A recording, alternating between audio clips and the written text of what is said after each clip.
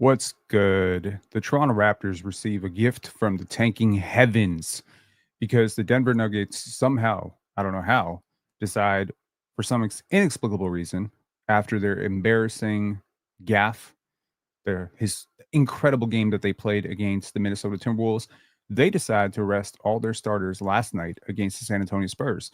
And despite being up a little bit, Russell Westbrook does Russell Westbrook things and actually manages to lose them a game, goes completely cold.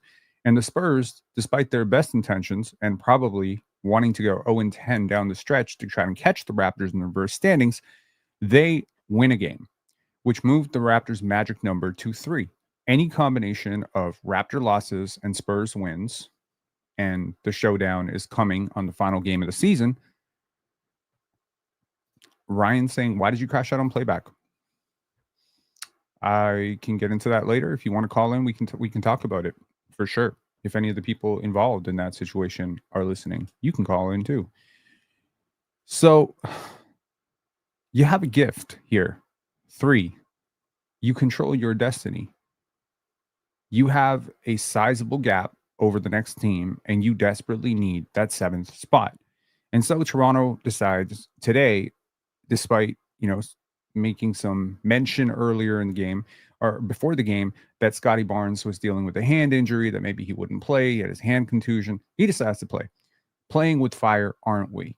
And RJ Barrett decides to play, of course, and the Raptors decide to play probably some of the most tenacious defense you've ever seen in Raptors history, courtesy of Jacoby Walter and Jamal Shed. That was very impressive to see.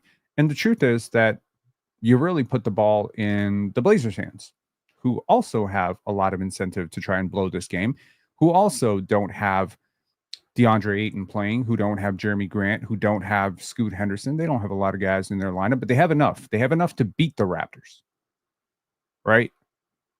So here's the thing. If you want to consider this from the perspective of the Raptors, your only goal, your singular goal from now until the end of the season is don't sustain an Achilles tear to one of your key players, number one. Develop your rookies, stay somewhat competitive, instill good habits, and manage to lose these damn games. And now tomorrow you got a game against the Pistons, and I don't know if Cade Cunningham is playing that game. We're going to be on playback. Shout outs to playback. We're going to be on the main stage. I will be on the main stage with Player's Choice on playback tomorrow. Definitely expect a lot of trolls, expect a lot of outbursts, but I'm gonna keep it cooler. I'm gonna keep it cooler as long as I can. So the Raptors can pretty much seal their fate right now. They just have to lose this game, which they did, lose tomorrow, which they should. Even if Cade doesn't play, they should. Isaiah Stewart is out because of suspension. They should lose that game. And now you just need one more loss or one more Spurs win. And honestly, the Spurs have a really hard schedule. And worst case scenario, you face off at the end of the year and you end up tying them. And if you tie them, it's going to be a coin toss because you already beat them once, and then they will have beat you. So it's going to be a coin toss for who gets 7. It's so ironic to have Terrence Ross there on the broadcast today because he's coin toss Ross for a reason, because we lost out on Harrison Barnes and the chance to draft Harrison Barnes because of him. And Harrison Barnes ended up having a much better career than Terrence Ross, was a much better player than Terrence Ross. Coming out of North Carolina, he was already a much better player than Terrence Ross, and he was also a younger player than Terrence Ross. And the Raptors really wanted Harrison Barnes, and they missed on him by 1 pick. Let history not repeat itself again. Raptors, go out and lose as many games as you need to do. However, today was impressive for a lot of reasons. We're going to talk about a few things. We're going to definitely talk about RJ Barrett's improvement on defense because he made some incredible plays. He was into the basketball. He got a block. I really love RJ's defensive focus over the last 25 to 30 games that he's actually played. It's been really impressive, and it's been a clear departure from anything he was doing earlier in the season. We'll talk about process. We'll talk about what the Raptors are building up. We'll talk about how impressive Jacoby Walter, Jonathan Mobo, just basically the rookies were today, right? Jamal Shed and Jonathan Mobo and Jacoby Walter played tenacious defense. They were smart. And look, you may not rate the Blazers, but Denny Avdija is a hell of a player. Toumani Camara is a really good player. Matisse Thybulle is an NBA veteran. And you've got Cole Swider bricking everything in sight. Man, that is the best signing in Raptors history. he is basically Aaron Baines reincarnated right now. And despite his incredible 44%, 43%, whatever he shoots in the G League, this guy can outbuy a bucket in the NBA game. I don't know what it is. It might be one of those Joe Wieskamp things where the lights just get too bright and he can't make a shot. Jack saying, shout out Cole Swider. I'm going to buy a Swider jersey. I might buy a Swider jersey if he continues to do what he's doing right now. Because I'll tell you, if Scottie plays a little bit better today, if RJ can make a three, you might be in a 2-point game. And then who knows what could happen? Who knows what could happen? Look at what happened to the Dallas Mavericks and the Brooklyn Nets the other day. The Mavericks lost. And the Brooklyn Nets won. It happens almost every night that a team goes out and tries to lose and accidentally kind of wins the game because the other team just starts breaking threes, throwing the ball out of bounds. Turnovers were a huge issue in this game. So let's talk about this game overall, and then we can get into the meaty subject, which is Scottie Barnes. Season low, 5 points, right? 5 points to follow up 9 points, which means bro is averaging 7 points per game over the last 2 games, which is crazy. Raptors, Zach, I'm going to need you to turn your camera on if you're coming on to talk before you come on behind the stage so I can see that you're a real person and you're not a troll. Okay, so just wave whenever you do that. And, I'm not going to put you on until you do that. All right. Okay, let's talk about this game. The Toronto Raptors, this due to some late game stat padding by AJ Lawson, some little bit of a nice. You know what I mean? Like, it's just like, let's see, bring face closer to camera. Your face is cut off. Okay, cool. You are a somewhat real person. Okay, we will see if this ends up being a troll. Okay, I'm gonna let you on in about 10 minutes. We just got to talk about this game real quick. The Raptors pressured Delano Banton and Deni Avdija into a combined ridiculous 13 turnovers. It felt like they had more. It was a really just a masterclass of effort and pressure from this team. Like, that's all they did all night. They just pressured the shit out of the basketball. And I think it was just a really commendable effort because, when you have a bigger ball handler, sometimes the ball has to travel a little bit further. Jamal Shed used the fact that Delano Banton kind of has a shaky handle at times. He's a little bit of a bigger ball handler, about 6'8", 6'9", and he just got into his body. The refs weren't calling jack shit in this game. So he's just like, I'm going to get into his body and I'm going to force him to get backcourt violations. I'm going to force him to turn him multiple times. That's one thing we used to do in high school is like, can you get a ball handler during a press? Can you get a ball handler to turn direction twice? And the Raptors got Delano Banton turning in circles in this game. He really struggled. But despite that, and despite the cold shooting 2 for 10 from 3, and he was wide open for most of them, he ends up having a pretty competitive night. He ends up putting up 23 points. I guess Delano Banton's better than Scottie Barnes too. Cool. Sorry, just a shout out to the casuals over there. They do have Matisse Thybulle, Rayon Rupert, who ended up getting a lot of fourth quarter minutes, Jabari Walker. They just field a team of big wings. I love how the Portland Trailblazers are building. And then they got the man who is a mountain in the middle, and he really deterred the Raptors from attacking the rim. The Raptors did not really get to the free throw line tonight. They ended up shooting 5 free throws. Donovan Clingan was a huge part of that. 3 blocks, 13 rebounds. He just swallowed up everything inside. Pause. And Deni Avdija ended up having a really great game. 26 points, 15 rebounds, 6 assists. This dude is hooping. This dude is really hooping. On the panel, Mars said he's better than Austin Reeves, and I co-signed that for sure. And I really can't. I don't know how you can make the argument for Austin Reeves when you consider Deni is also a really good two-way player. Like, he's a really good defender. So to me, this dude is hooping. I've liked him for a really long time. Y'all who've been following this channel for, a minute, that I have definitely suggested several Deni Avdija trades to Toronto when he was with the Wizards. Unfortunately, the Blazers are really good at scouting, and they ended up making a trade for him. They traded a first-round pick. Imagine that. You trade a first-round pick for Thaddeus Young. They trade a first-round pick for Deni Avdija, and he's on a crazy discount of a contract. It goes down. He's a great player. He's a really good player. I think he should start for the rest of his career. He's fantastic.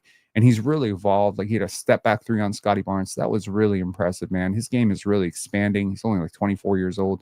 He's great. For the Raptors side, obviously you're going to look at this box score and be like, oh my God. Scottie Barnes had 5 points, 5 assists, 2 rebounds. What the hell is happening with Scottie Barnes? We'll talk about that. Orlando Robinson, he got a lot of dishes tonight from Scottie. He converted on some of them. He hit 2 threes. That's pretty impressive. That's been like somewhat of a, he's been trying more of those. Like you can see that he has the green light to shoot, and he's shooting. Credit to him. He's shooting. The Raptors were +4 with RJ Barrett in his 26 minutes tonight, 18 points on 9 for 18 shooting. Honestly, a decent game for RJ Barrett, really. When you consider the 3 steals in the block as well, like he really did play like Toronto's best player tonight. I thought he was fantastic. The backcourt pressure from Jamal Shed and Jacoby Walter, who didn't necessarily do as much offensively. Jacoby had 9 points. Jamal Shed had 10. I think Jacoby hit his first 3 and then he missed the later 3, but he went 5 for 5 in the last game. He's been shooting really well through March and now through April. So that's a positive development. Jamal Shed, who came into, his rookie season with a lot of question marks about shooting, he's been shooting a lot better too. He goes 2 for 3 from the 3-point line. The Raptors get a really balanced attack off the bench, including 21 points from Ochai Agbaji, who, if you recall earlier in the season, was starting regularly for the Raptors. Now he is coming off the bench for the tanking Raptors. Does that sit well with him? I guess. I mean, you could have easily started him over Jamal Shed, but I don't necessarily think that helps you accomplish your goal. And what your goal right now is to get guys settled into their spots, right? Scottie's going to spend a tremendous amount of time next year playing with the second unit. It's really good to get him some reps working with these players, working with guys like Jamal Shed and Jacoby Walter. He's going to share the court a lot with them next year. I promise you, they plan to use him a lot with the second unit as a first sub out, and then he comes in and he elevates the second unit, plays a lot of defense, gets a lot of his shots, because again, there's going to be a lot of shot makers in that first unit next year. There's going to be Brandon Ingram, there's going to be an RJ Barrett potentially if RJ Barrett sticks around, Emmanuel Quickly if he sticks around, Jakob Poeltl. There's a lot of guys who can eat, who need to eat. And frankly, I think Scottie's going to play more of a distributor role with that first unit and then go score a lot with the second unit. And I think it's really good that he's getting some reps with his younger teammates, because it is good. This is the stuff that you can build on this summer. You have film, you have lineup data, you can understand your defensive communication. Again, there's no replacement for experience, and they're getting a lot of experience together right now. Cole Swider goes 0 for 8. Damn. Scottie looking for him every time. He's like, yo, keep bricking, man. Keep bricking. 0 for 8. Scottie respects his shooters. He used to look for Joe Wieskamp. He used to look for Armani Brooks. When he sees that you are a shooter, he will try to find you. Unfortunately, Cole Swider couldn't hit a ball into the ocean today. Jameson Battle could, though. He goes 3 for 4 from 3. All of his attempts were from beyond the arc. He ends up making 9 points. Jonathan Mobo, a lot of talk from Samson Folk about his finishing around the rim. He ended up hitting his first 3 shots around the rim. He ends up finishing the night 5 for 10, which is an improvement for him. And overall, I could tell you Jonathan Mobo is probably going to be a multi-year NBA player. Like, there's always the mark of for me as a prospect, I'm looking at second round picks. Even this year, I'm looking at guys like Ben Sturtz, and I'm looking at Walter Clayton Jr. My barometer is, are you a 4.5 guy, over or under, right? Are you over 4.5 or under 4.5? And by that, I mean, are you a guy who's going to play in this league longer than an average career, which is around 4.5 years? You're going to play less. And there's some guys where it's like, you can kind of tell it's going to be less, right? The Raptors have had a lot of guys, Jalen Harris, Malachi Flynn. It's less, and it's going to remain less. Malachi Flynn probably is not getting another NBA shot unless something drastically changes, right? And then there's guys like Precious Achiuwa, where it's more. He's already at more. He's already on his 5th year. So there's certain guys where it's just like, can you get a contributor in that range? I think you have a contributor in Jonathan Mobo. I don't see a way in hell that he's under 4.5. He does too many things well. He has some holes, for sure. For sure. The shooting is going to come. The finishing, the angles, they're all different. But the vision, the passing, playing with the mask, all that stuff, the ball handling, the rebounding, the tenacity, the defense, I think it all comes together for him. He just needs to find one thing he can do offensively that's really good. Either become a great screen setter, a great short roll passer, a great corner shooter. Just be something. I need to be reliable. You need to be reliable for something offensively. You can't be an offer. And you can't be a complete wild card on every level. Like you got to be like, that's my knockdown 3-point shooter. So I need a three. I'm going to knock him down. That's my knockdown defender. That's my lockdown defender. That's my go-to rebounder. We're getting killed on the glass. Boom. Jonathan Mobile, go get us some rebounds. You need to be a specialist because again, the sooner you figure out that you're not going to be a star at this level, the better. You have to be a role player, which means you're going to play a role. Go listen to Dennis Rodman talking about, how he figured out that he was going to be a role player, or even Steve Kerr or someone like that, figuring out that you're going to be a role player at that level. In the Chicago Bulls documentary, The Last Dance, they talk about it. And it's just like, yeah, you need to figure that out. Not everyone gets to be a star. Not everyone going to be Brandon Ingram and Scottie Barnes. Sometimes you just got to be a 3-and-D guy. Ochai has figured that out this year, and it's amazing. He does everything that you need from a wing role player. Jacoby is slowly figuring that out, and we'll see if he has more upside than a role player. I think he might. Ulrich, solid screen, short roll, block some shots, eat up some rebounds. We'll see where that goes. But a lot of these guys, they need to just figure out how to be stars in their role. And, you look at any successful team, whether you're talking about the Lakers, that three-peat, the dynasty with Shaq and Kobe, little dynasty, mini dynasty there. Whether you're talking about that, whether you're talking about the Warriors, whatever you're talking about, they've all got stars in their role. Whether that be your spark plug scorer, your heat check guy, your, off the ball secondary creator, your Sean Livingston's, your Andre Iguodala's, your glue guys, like you just need to fulfill a role. And I think the Raptors have done an excellent job at just figuring out which players can actually grow into those roles. And I think they're doing a great job. Overall, from the team stats perspective, the Raptors shoot roughly even from 3-point line. It's kind of like in line with a league average, 35%. 12 for 34. That's close to league average. That's definitely close to their average. On the season, they only get to the line 5 times, which, they get killed on the glass for the second straight game. That keeps happening. They almost clipped the 30 assist mark.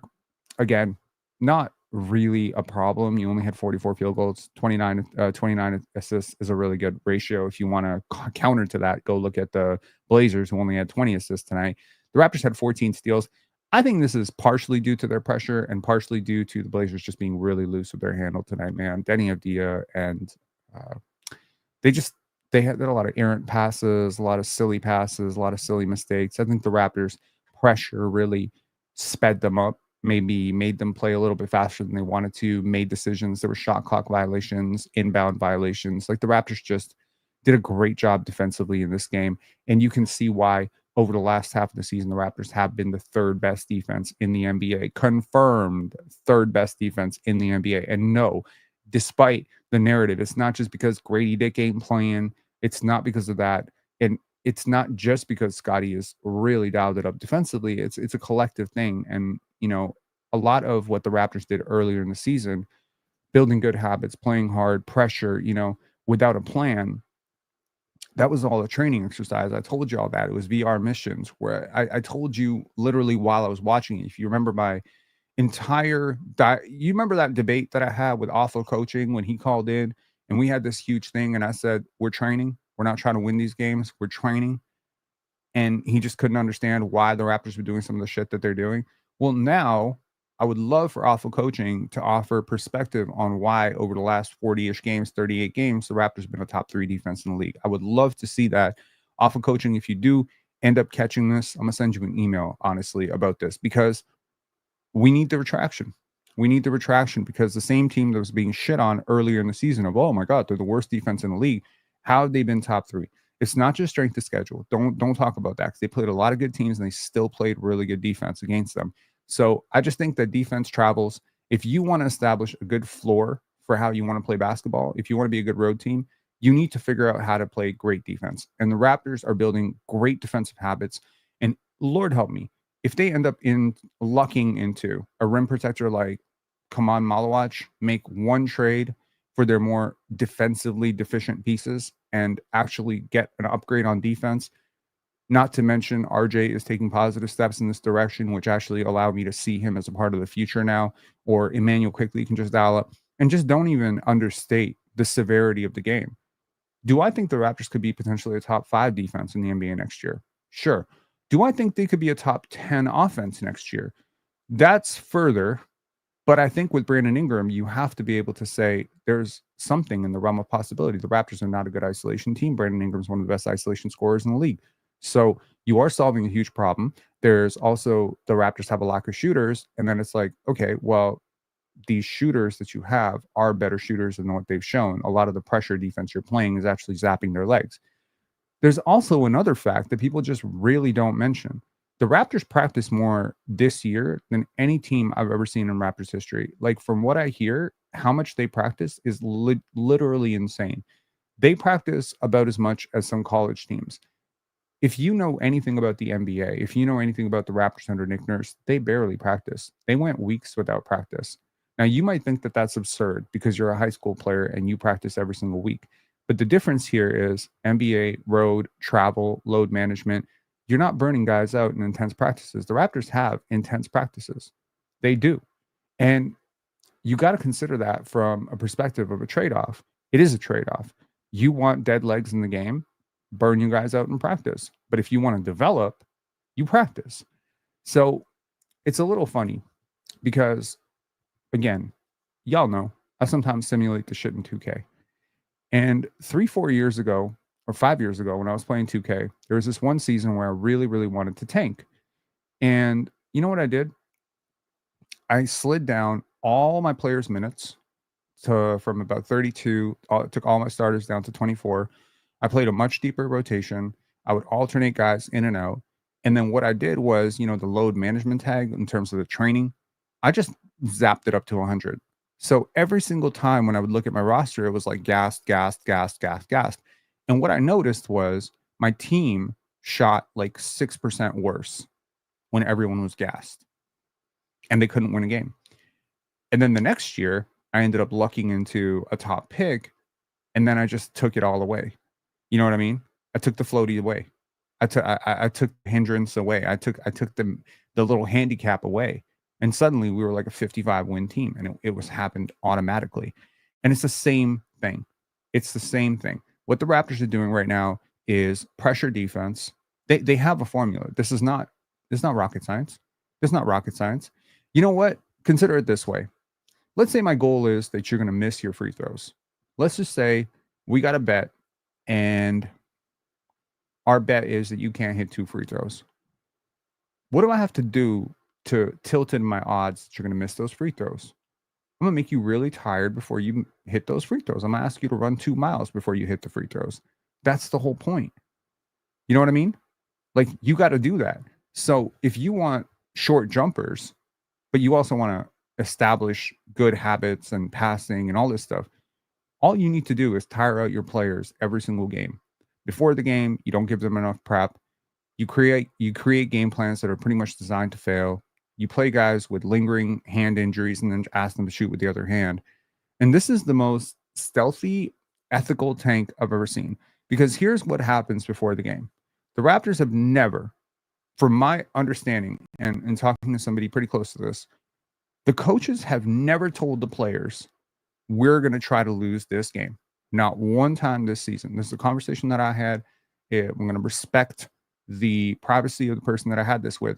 The Raptors have never told the players or anybody in the organization that we need you to lose this game. Masai Ujiri has not come out and said, hey guys, I'm going to need you to lose this game. That's never happened once. What has happened is every single game, they design a game plan with a particular set of handicaps that they establish beforehand. And then they say, let's see if we can overcome the handicaps, i.e. starting Colin Castleton at center. Can we play 4-on-5? Or having Cole Swider out there? Or whether it be, playing a new lineup. Like tonight, we're going to try 3 new lineups that have never played together, and that's our goal. Or, I don't know, Scottie, we need you to take 6 step-back threes or pull-up threes this game or something like that. And it's just constant. We need you to pressure all night. We're going to blitz all night. We're going to blitz the pick and roll all night. We're going to pick up, 94 feet. Do you understand why teams don't play like this? Do you go watch the Lakers and Warriors right now? I'm not trying to pull you away from a podcast, but go watch the Lakers and the Warriors right now and tell me who's picking up 94 feet. Is anyone picking up 94 feet? No. LeBron ain't picking up 94 feet. Austin Reeves ain't picking up 94 feet. Luka Doncic ain't picking up 2 feet. The reason for that is because they need their damn legs on offense, right? So that's the whole point. So if you want to make a case that offense and defense are not connected, I'm going to make a case that you need to learn more about basketball, because that's really what it is. Now, what's going on? Josh Dimitri saying, why doesn't anyone like Caravan? Hello. I really, really like Alex Caravan, bro. You got a good eye. RDM Anthony saying, you can't just put a run and jump big on the floor and expect wins. I mean, it depends on the run and jump big. I mean, if we had Derek Lively, you would expect a lot more wins. We got a super chat from Noble Venom. I don't believe we are truly a good defense yet. I think it's more a product of this week's schedule. The players that are considered defensive liabilities aren't playing games together, which helps. Interesting you say that. So I'm going to counter back. The Raptors were actually better earlier. So when Grady was playing about 27 minutes, starting with RJ, they were actually still a good defense. There was a stretch, January 13th to January 31st, where they were the best defense in the league, bar none. And they played a really hard schedule. Now I'm going to talk about schedule. Scottie Barnes averaging 7 points over the last 2 games.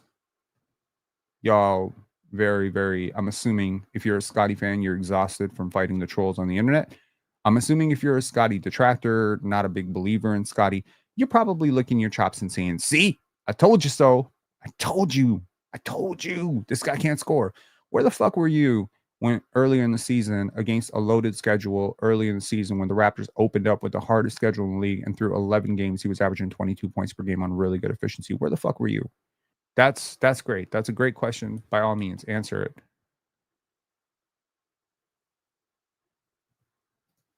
Why don't you call in? You've had a lot to say. How does this guy know about the Raptors' interpersonal relationships again? See, that's the passive-aggressive bitchiness that I don't like. Because you already have an answer in your head. Nothing I'm going to tell you is going to give you any perspective on anything. You're not going to believe me if I told you. I wouldn't tell you. If I wanted to tell you, I wouldn't tell you. And I'm going to tell you that straight. But let's just put it this way. My track record speaks for itself. When I said that there was dissent in the Raptors locker room 5, 6 months, 7 months before anybody brought it to the public, when I said this team was selfish, almost a year before Masai, yeah, I'm not just psychic, okay? Why? He's a fantastic head coach, man. I know why you think that. Okay, Pen, you are upset because you're trying to convince yourself of something that proves to be more untrue as time goes on. I like Scottie too, but you got to know when to fold. Bitch, you fold. You fold. I'm not going to fold.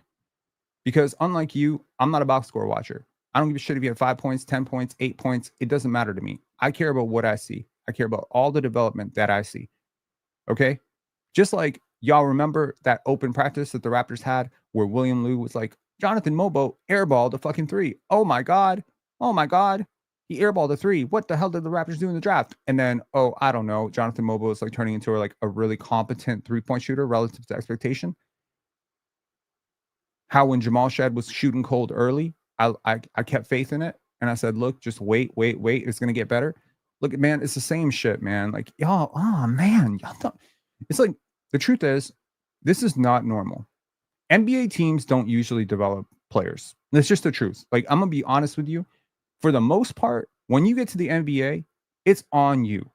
And this is from, you might want to ask how I know that. I don't know, being around the game for 20 plus years, watching every single documentary and podcast about these players, listening to thousands of hours of people talking about it, having relationships with people. Yeah, you learn some shit. You should try it sometime. Learn some shit. If you want to learn about what NBA teams actually do for players, it is honestly very sparse. There are certain teams that prioritize development. Do you know there are teams in this league that didn't have a shooting coach for like years, and they're wondering why the players didn't know how to fucking shoot? You talk to trainers, you get a lot of insight. It's not just Brian. Trust me. I know plenty. I know plenty of trainers who train NBA players, and they talk about their relationships with these teams, the off-season maps that they get, all this stuff. There's a lot of teams that just don't fucking care. They're just like, whatever, you're on your own. We drafted you. Get good. But not this team, man. This team has a real college vibe to it. And you know what? If you want to think to yourself that this is not going to work, it already worked. Number one, you're seeing it work right now. Number two, it worked with Dwayne Casey. When the Raptors had Jama and Patrick Mutombo and all these incredible development staff, it's because Masai Ujiri is a development-minded person. He's a scouting-minded person. I always say it. Once you're a scout, you don't lose that. You're always a scout. And when you're a scout, you got to understand, scout is a mindset. It's not a job. It's a mindset. Scouting is a mindset. You are consistently trying to make situations better, optimizing situations. It is a mindset. You're not an acquisitions person. You know what I mean? Scouts are not hoarders. They're always trying to polish things. They're always trying to refine things. That's how they think. Okay, Jmod, I think you're a troll. If you're not a troll, turn your camera on. Clearly, I want to see your face.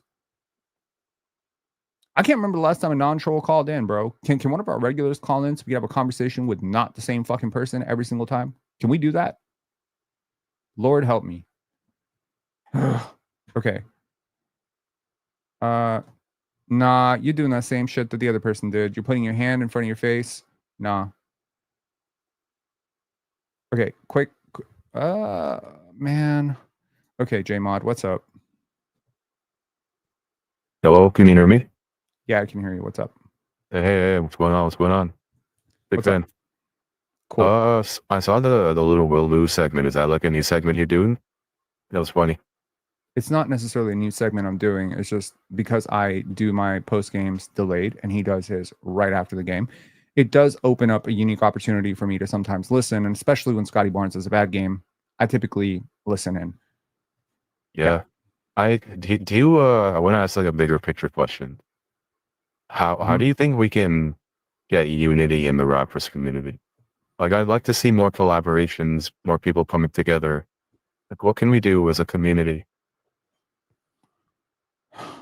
There has to be an intention for collaboration to exist. Are you talking about content creators collaborating, or are you talking, because plenty of content creators collaborate, or are you talking about people becoming more unified? I'm talking like, when am I going to see the Pensar Samson folk collab? That is probably never going to happen. I've pitched it several times. It's always been Yeah. it's always been met with a polite decline. It almost happened in a different way 4 years ago. That was different, but yeah, I think there's just certain bridges that are just burned, and I'm perfectly comfortable with it. Oh, well. Yeah. Also, however, like, here's the thing, right? I I just wish that like we had more community. Like, I think we have it a little bit on Twitter. I just think the YouTube space is kind of toxic though. Like, there's so much negativity, so much hate. I'd like to see, us come together. Like, we're allowed to have different opinions about things. Like, I'm completely fine with someone thinking Scottie Barnes is not a number one option, right? I'm completely Sure. fine with that. I can respect someone's opinion and still disagree with them. Okay. We should invite that more, I think. Okay, so let me try to let me play devil's advocate here. Would it be okay for me to say that, I don't know, can you give me an example of something that you did today? Just in life, Yeah, just in life. What did you do today? Like, can you tell me something you did today? I went for a walk. Okay. Would it be fair for me to say, based on the fact that you went for a walk, that you're trying to lose weight? Well, it's not just necessarily for that reason. Could Okay, be. but is it fair for me to assume that? Like, for you to tell Yeah, me, yeah, that's a fair. hey, Yeah. you think that's a fair assumption? I don't think it's a fair assumption at all, personally. But Mhm. sure. Do you think that it would be fair for me to assume that because you went for a walk, that you went to go buy drugs? No, that's not fair. That's not fair. But some people do go walk to buy drugs, right? Mhm. I mean, Yeah. every person who's ever bought drugs walked to the drugs, unless they, I don't know, crawled to the drugs. They definitely walked to them.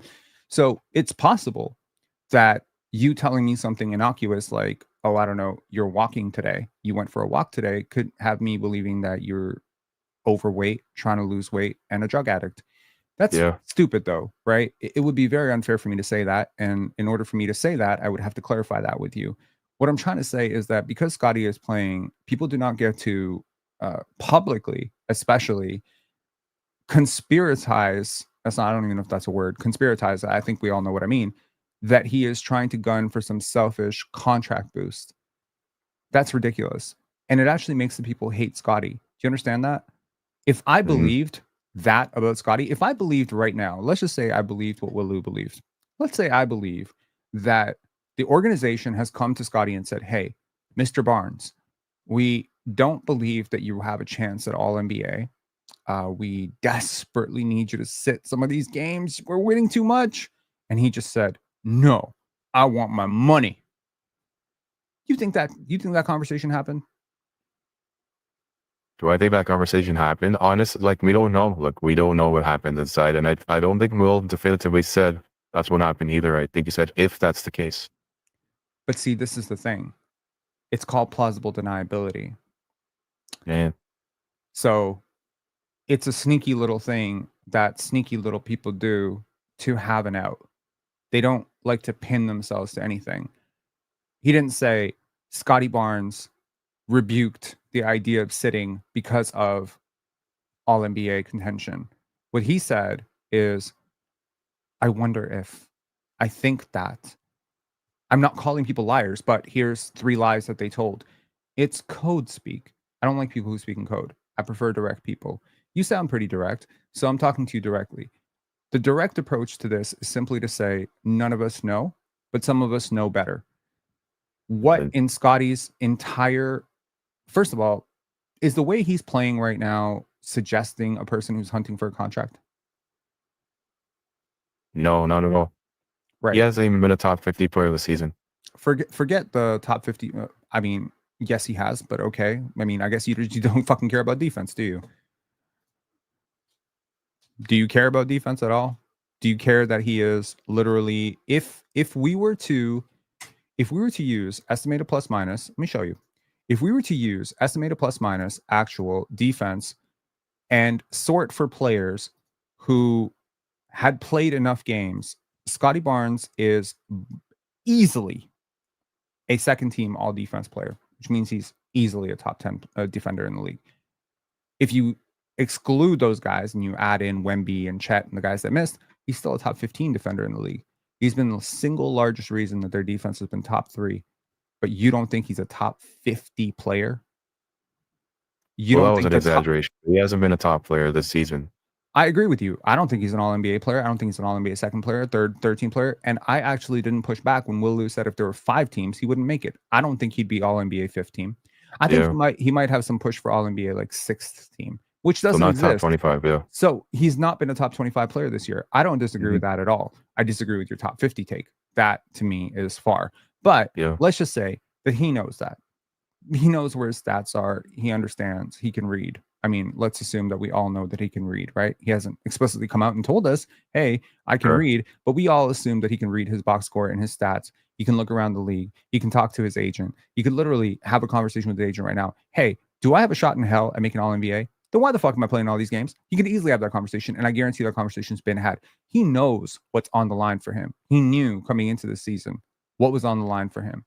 All NBA was on the line for him. And had he come in and put up 22, 8, 7, and the Raptors were a good team, 100% he's making All NBA with his defensive impact. If the Raptors are a playoff team right now and he's averaging 22, 8, and 7, which are perfectly reachable goals for him, he's making second team All NBA. With all the injuries we've had to Wemby, Joel Embiid, 100% he's making second team All NBA. He'd be right there with Cade and possibly Evan Mobley. But the Raptors Right. are losers. His percentages are down. His minutes are down. And people are looking at these numbers and they're seeing a 20.2 point per game scorer become a 20 point per game scorer, a 19.9 point per game scorer, 19.7 point per game scorer, 19.6%. And after the last 2 games, he might be like a 19 point per game scorer now.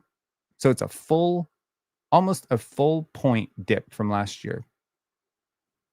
That, I mean, can we call that what it is? It's disappointing. It's garbage. why? Why is it disappointing?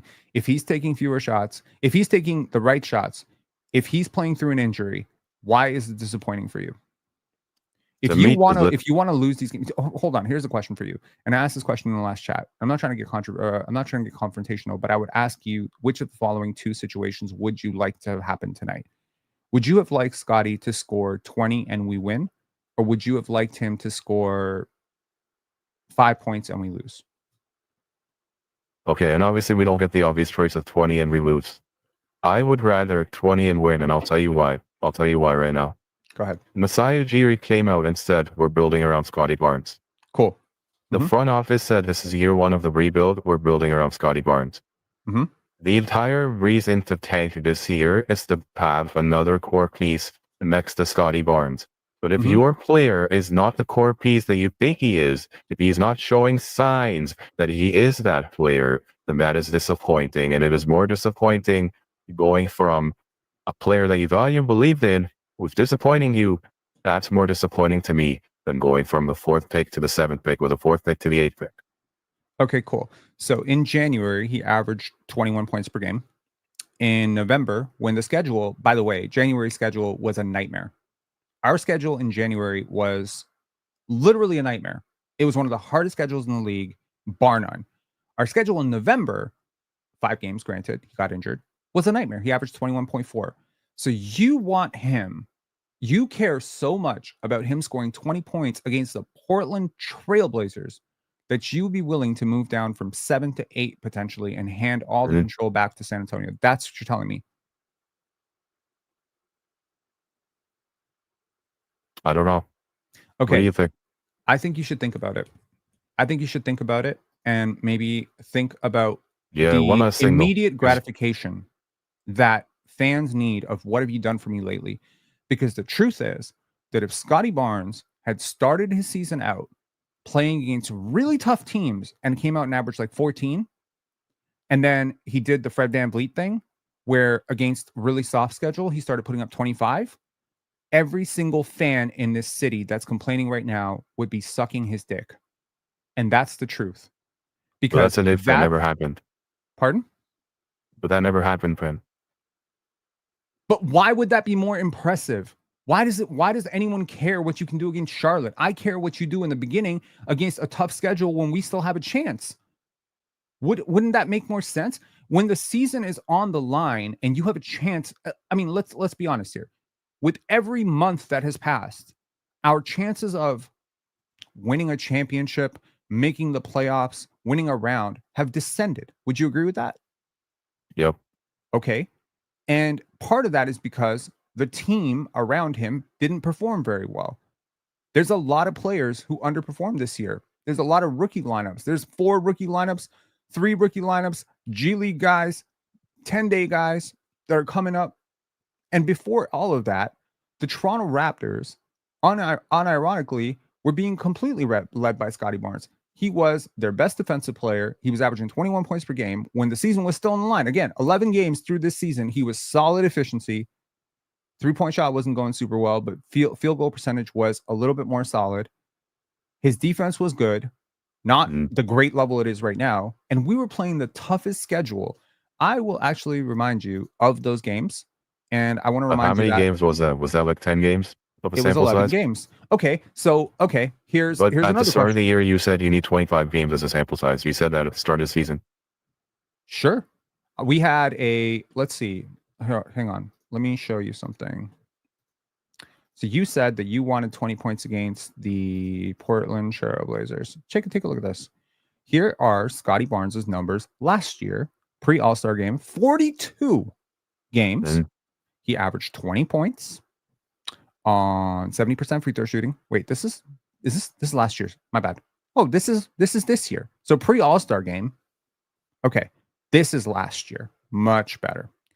Last year, pre-All-Star game, 35% from 3, 47% from the field, 20 points per game, 8 rebounds, 6 assists.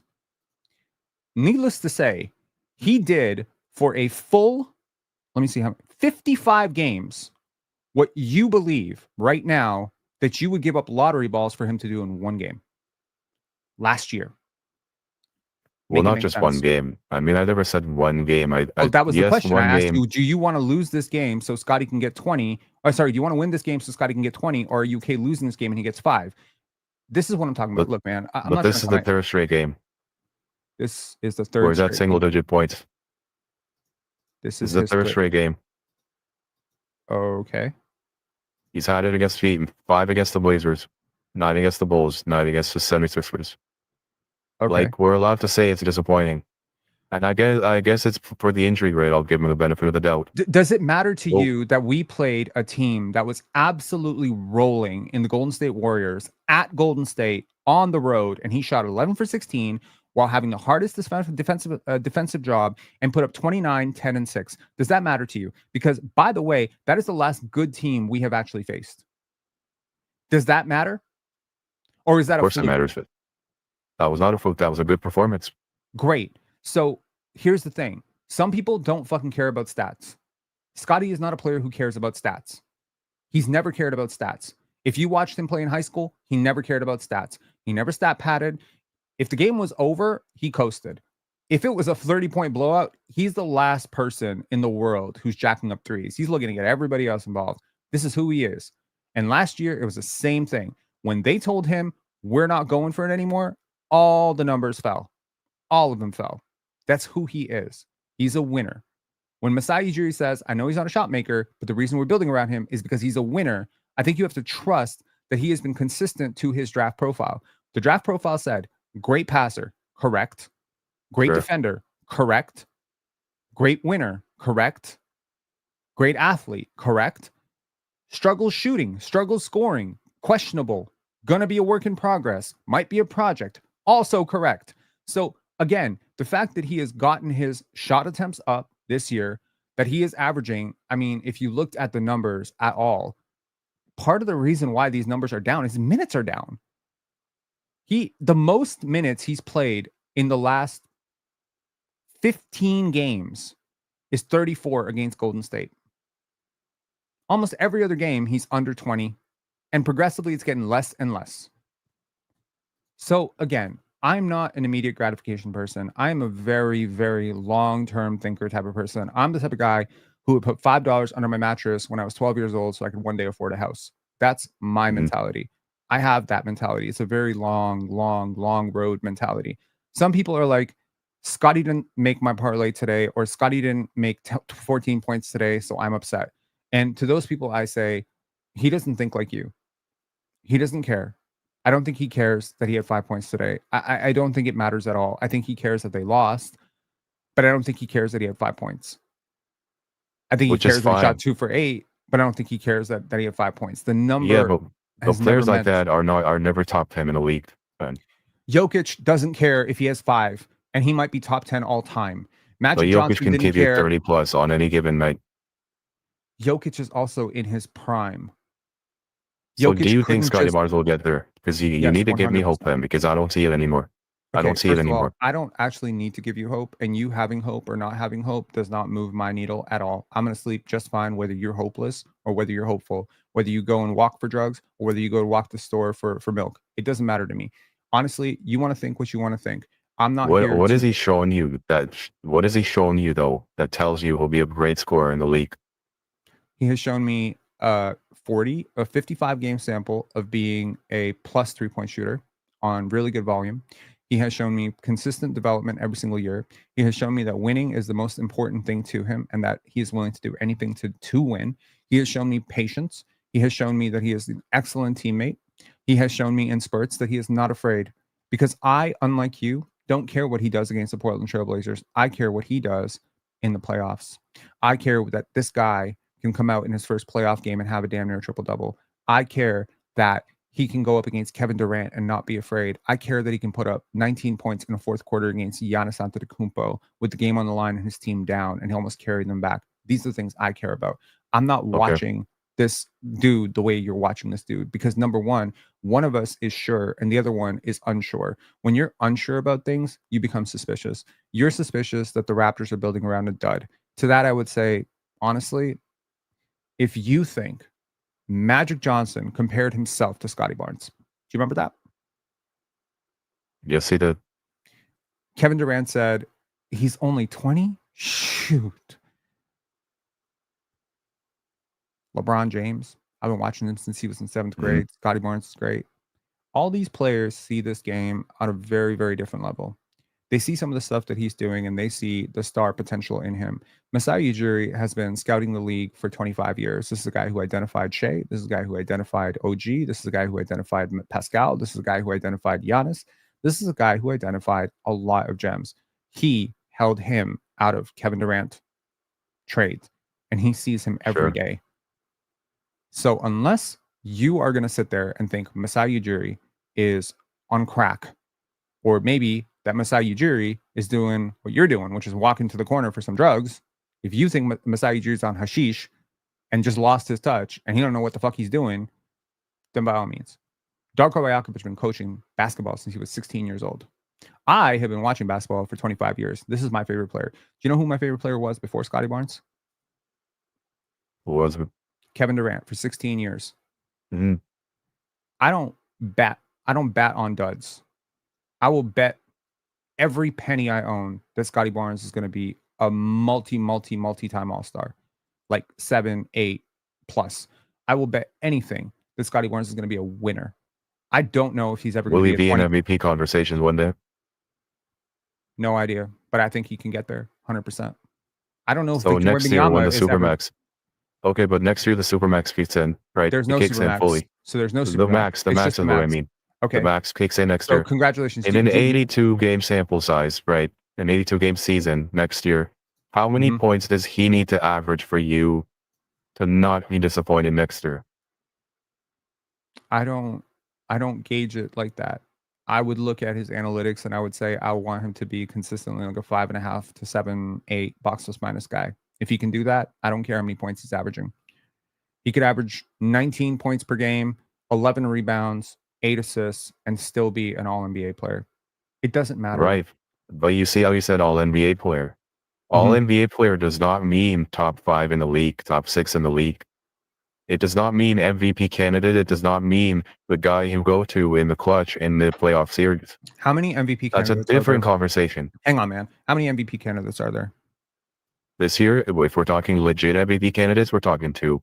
But if we're talking the MVP ladder, guys, you say, oh, they're in the conversation. You just say that for the sake of the conversation, there's probably 5 or 6. Cool. Well, you wouldn't laugh at someone saying how many of them are under 25? How many of them? I'd say Wendy when he was healthy this year. Okay, that's one. Generational prospect, possibly the best prospect of all time. Cool. Number 1. Go ahead. Yeah. Wouldn't be Shea, wouldn't be Yoke, wouldn't be Giannis. Tatum's just a little bit over that. And man, Kate Cunningham has been in the MVP race top 10 pretty much all year. Oh, Lord. If you think Kate is an MVP, we don't even have a point. I'm not saying he's an MVP. I'm saying the MVP ladder. That's why I did caveat this by saying the conversation is not MVP candidates. Conversation is, okay, this is the MVP ladder. These are the 10 players who put on a short list. Latrell Sprewell finished top 10 in MVP voting. Peja Stojakovic finished top 5 in MVP voting one year. I'm just going to say this. That doesn't mean you're an MVP. That doesn't mean you're anything close to an MVP. If you're asking Scottie me will next get there, year, right? if you're asking, do I think Scottie could be in the conversation for 8th on an MVP ladder next year? 100% I do. Yes. Look, man, here's the thing. At some point, I don't know how well you think you know basketball. Maybe you think you know a lot about basketball. Maybe you think you're newer to basketball. I have no idea where you know more than me. You know more than me. I'll say that. I'm not competing with you at all. That wasn't my point. I'm saying I don't know how much you think you know about basketball, talent evaluation, development, and specifically prospects who have scoring as a deficiency. I'll give you asked for hope. I'll give you hope. I will actually give you hope. This is legit, okay? If I ask you to rank out the following 4 players in terms of their scoring per 100 possessions through their first 4 years. You with me so far? Yep. Scottie Pippen, Scottie Barnes, Giannis Antetokounmpo, Kawhi Leonard. Rank them in terms of their scoring per 100 possessions. So we're not talking about pace. We're making everything even per 100 possessions. We're not talking per game, so minutes don't matter. It's per possession. Go ahead, rank them. Scottie Barnes number 1, Scottie Pippen number 2. Who else did you have? Maybe Kawhi number 3 and Giannis number 4. No. But Or Scottie under? is number one.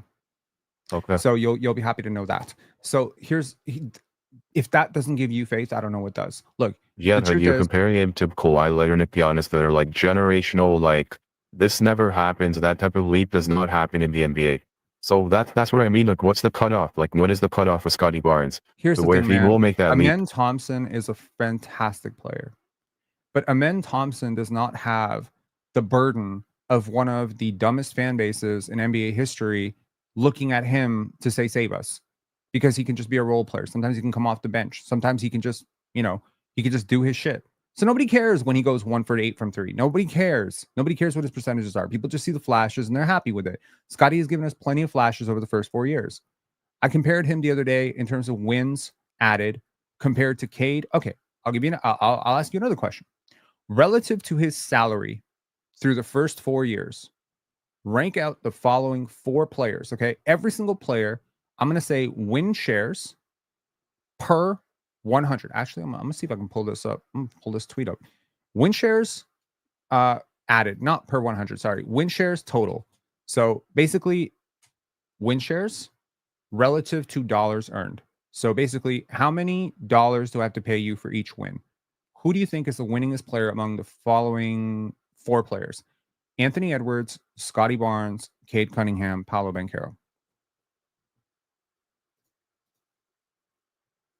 You said Paolo, you said Cade Cunningham, you said Scottie, and was the fourth? Anthony Edwards. Scott. In terms of win share, I'd probably say Scottie Barnes number 1. Mm-hmm. Um, Paolo number 2, Cade number 3, Anthony Bennett number 4. No, Cade is actually number 4, but you did get one part right, which is Scottie is number 1. So, in terms of per dollar, what the Raptors have had to pay Scottie Barnes relative to his contemporaries, who are all, by the way, number 1 overall picks. I'm comparing him to, guys who had a lot of expectations coming out of high school, a lot of hype.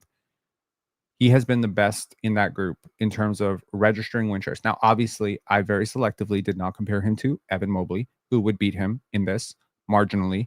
I did not compare him to Franz Wagner, who would beat him in this. But I compared him to 3 players that a lot of people seem to have no issues considering star level, max level franchise cornerstones. But Scottie is massively outperforming them. If I remember correctly, he was tripling Cade in terms of his impact on winning relative to dollars earned. Granted, it's worth noting Cade makes a little bit more money than him because he was picked 4 spots ahead of him, but not that much more money. He has more win shares on his career than Cade. So again, look, it's just a matter of, like, the reason I asked how well do you think you understand basketball is because there's people in this organization that understand basketball phenomenally well, as evidenced by the fact that how well they drafted last year. The brain trust of this team is in good hands. I was a little bit worried a couple of years ago. I was like, what the hell is this team doing with this Fred VanVleet, Jakob Poeltl shit? Like I'd never had so much mistrust in the Raptors than when I did in 2022, 2023, when they decided to trade for Jakob Poeltl and, basically screw up our shot at getting Victor Wembanyama. But over the last 2 years, it's really calmed down for me, and I really trust this organization. I trust what they're doing, and if again, you can't control it, I can't control it. We're not in control. It's best to not worry too much about things you can't control, because the truth is, if Scottie doesn't become a star, if he doesn't become like a real franchise level impact guy nightly, this team is never going to win anything. At which point you're going to have to pivot off of him. But at that point, I'd say, hey, if William Liu is right about basketball and I am wrong about basketball, then a couple of years from now, you're going to have Aaron Gordon on steroids, and you're going to be able to get a really nice price for him on the trade market, because there isn't a single team in this league that couldn't use a versatile defender like Scottie Barnes. Okay. All right, Absolutely. He's a man. ceiling raiser. Yeah. Take Yeah. care, man. Love your Peace. work. Thank you. Take Peace. care. Thank you. Okay. Just a little word up to J Mod and anybody else who comes on today.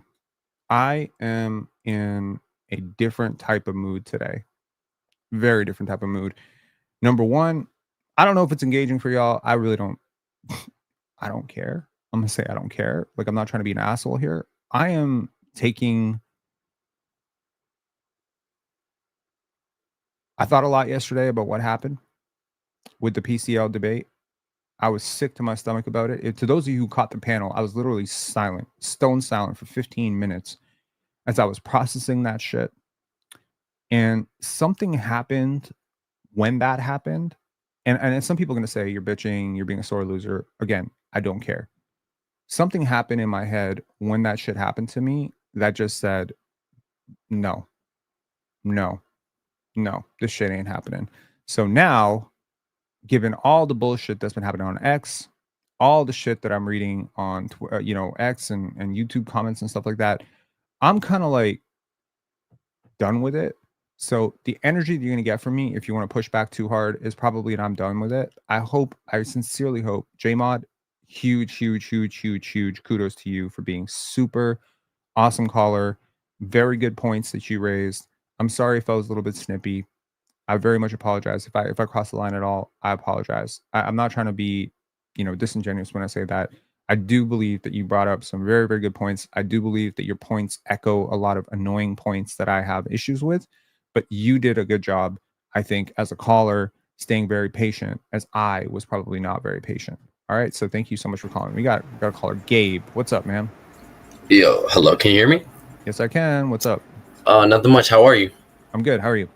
Nothing much. So I just want to know what you think about like Jacoby Walter, because like I was talking to like some friends and stuff, and like they think like he could like pass Grady, and we should just like get off Grady and RJ and just go for Jacoby. But I feel like we got to give some more reps to Grady, because like I feel like he barely played this season, and like he's still pretty young. Well, so is Jacoby, but like like I feel like they both got potential. We just got to see it through. So what do you think?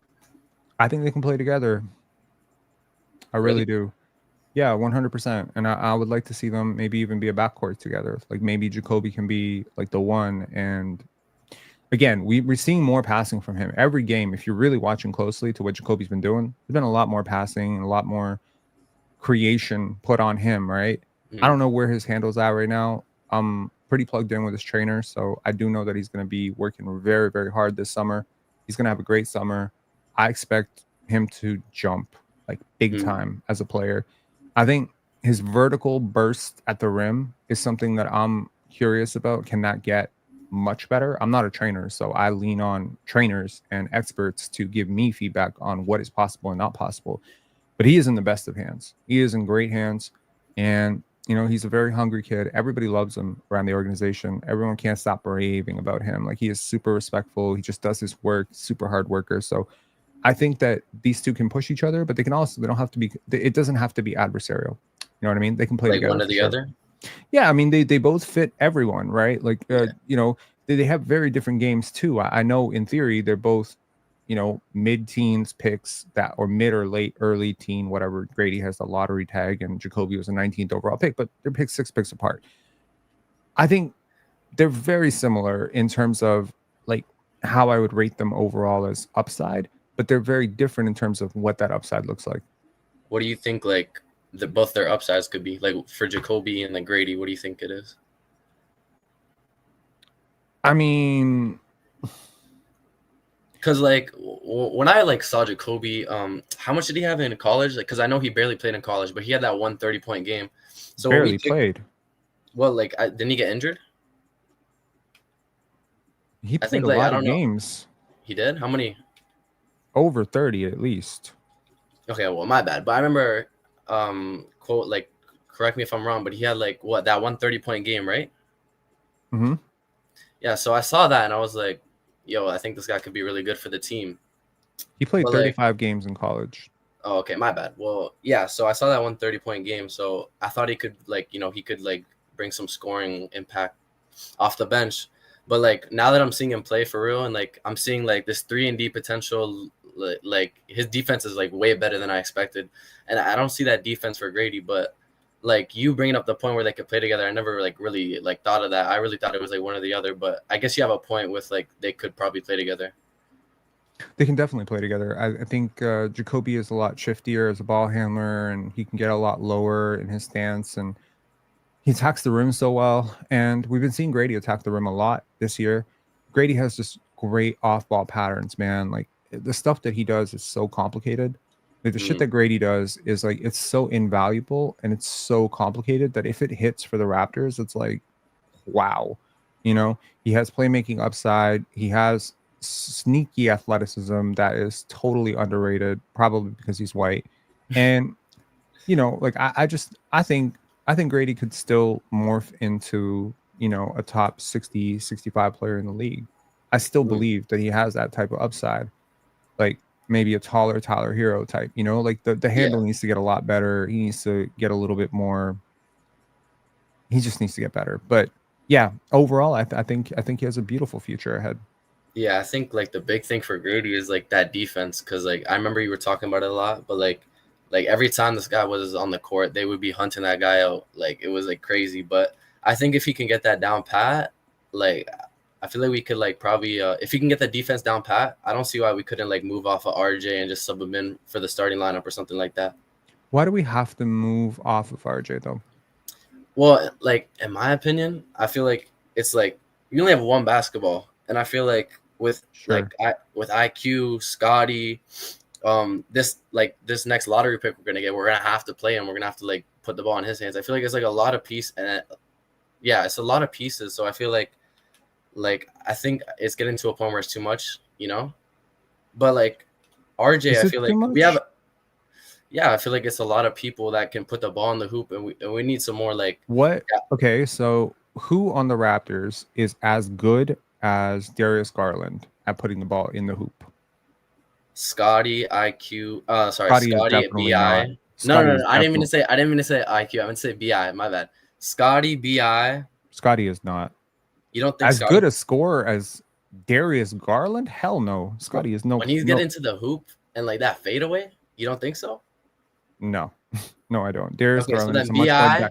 BI. I'm strictly talking his scores. I'm not talking his players. Yeah, I'm yeah, I talking know, I just his know. scores. So okay, so then I wouldn't say RJ.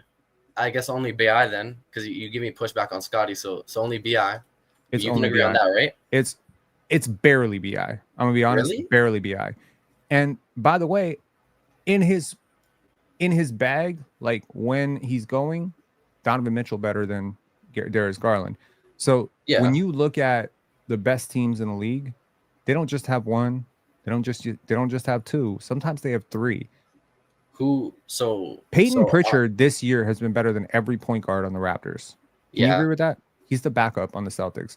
At some point, you do have to understand that it's not an individual game, it's a team game. And RJ Barrett is 24 years old, and RJ Barrett has worked insanely hard. And RJ Barrett has shown incredible flashes as a passer and as a defender this year. Like truly mind-boggling shit. I have been the biggest critic of RJ's defense like for the first half of the season. I couldn't believe it. And I thought any lineup with him and Grady was untenable. Mm, I don't believe that anymore. I actually think when facts change, we should change with them. And if RJ is going to dial up defensively like this, I'm not saying he's a good defender. I'm saying he's passable. And passable is a really big jump from bullshit, because that's what he was earlier. He was a bullshit defender.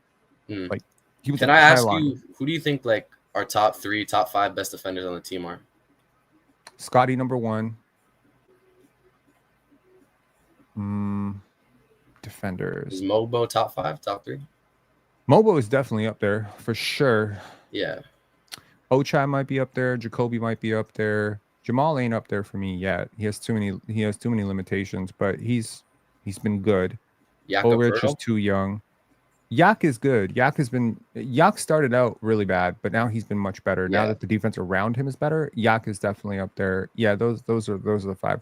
Like basically, the worst defenders this year have been prior to the trade deadline. RJ, post trade deadline, RJ is very different.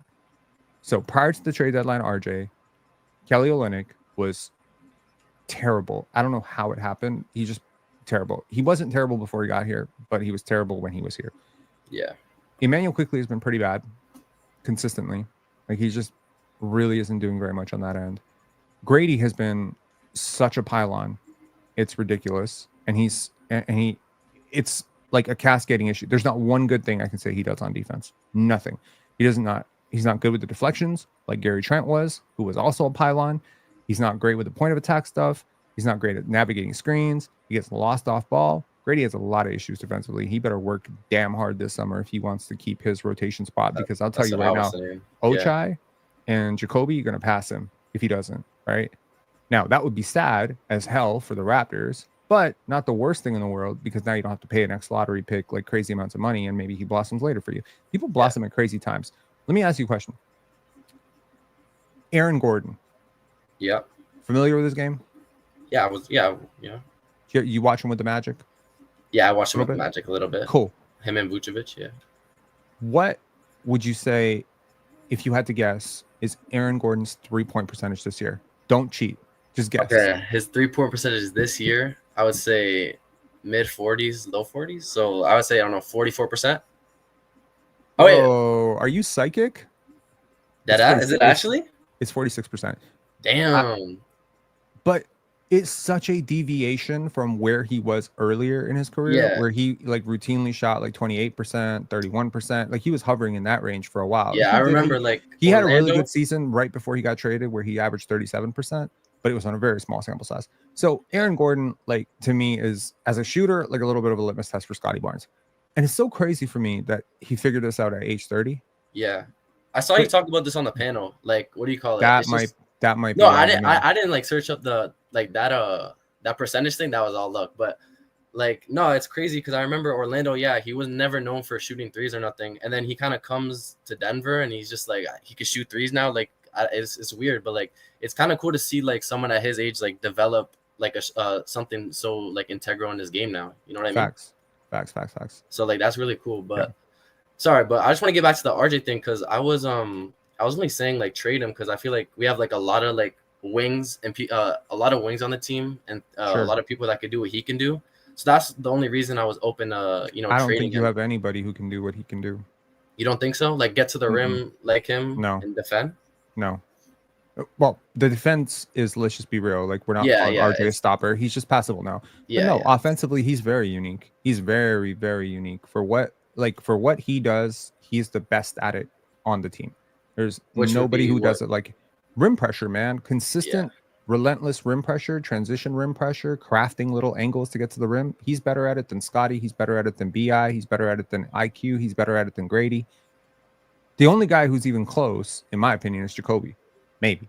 In like a couple of years, maybe Jacoby will get there. Look, man, RJ was a friggin', I don't think people understand like how good this guy was. Like he was a McDonald's All-American, 5-star recruit, Maple Mamba. He was a #1 player in high school. Like he was a #1 player in his recruiting class before Zion jumped him.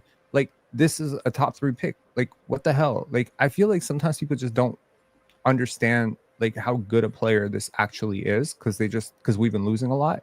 Winning changes everything. You know, it's so weird. Like last year, I was reading rankings about Cade Cunningham, and last year the player that Cade was is not that different than the player he is this year. I'm gonna tell you right now, he took this jump last year. People just slow as hell, and I feel like Cade's like I feel like he's always been a scorer. So like now that like he has like the right team around him, like it looks better. Exactly. It looks a hell of a lot better because the narrative is a lot cleaner, right? Yeah. If you're the 20-point per game scorer on a 50-win team, you're a superstar. If you're the 20-point per game scorer on like a 12-win team, you're a bum putting up empty stats. But that's not always the case. Like it's just not the case. So if RJ Barrett was putting up 26 and 6 on the Pistons in place of Cade, people might be talking about him as all NBA. That's what I'm trying to say. Maybe. Like they're both #1 recruits. They both went to Montverde. What's the gap here? You know what I mean? You could say Cade's better. He's a better shooter. He's more creative, whatever. And I'll agree with that. I actually think Cade is better than RJ. I don't think the gap is that huge. I really don't think the gap is that huge. And I'm not capping when I say that. But one of these players is considered an afterthought in top 50 rankings. The other one, some people think is a top 15 player in the league. You know what I mean? Winning changes everything. And, you know, the way the Raptors have lost this year is really funny because I don't actually think they're losing these games. Like, the way I see it is like tonight, if you wanted to win this game, you got this win. There's what I was saying. 12 to 15 other games this year, bro, that followed the exact same pattern. Every time. So if you add 15 wins to what we got right now, aren't we the Pistons? Playoff push right there. But we're pretty much the Pistons, right? That's what I'm saying. So then you know, then now everyone's gassing up. What if BI, fully healthy BI, who just inked a max contract, what if he came in and instead of at the trade deadline, we made a different decision? We said, you know what? Fund the pick. Fuck the pick. We don't care about the pick.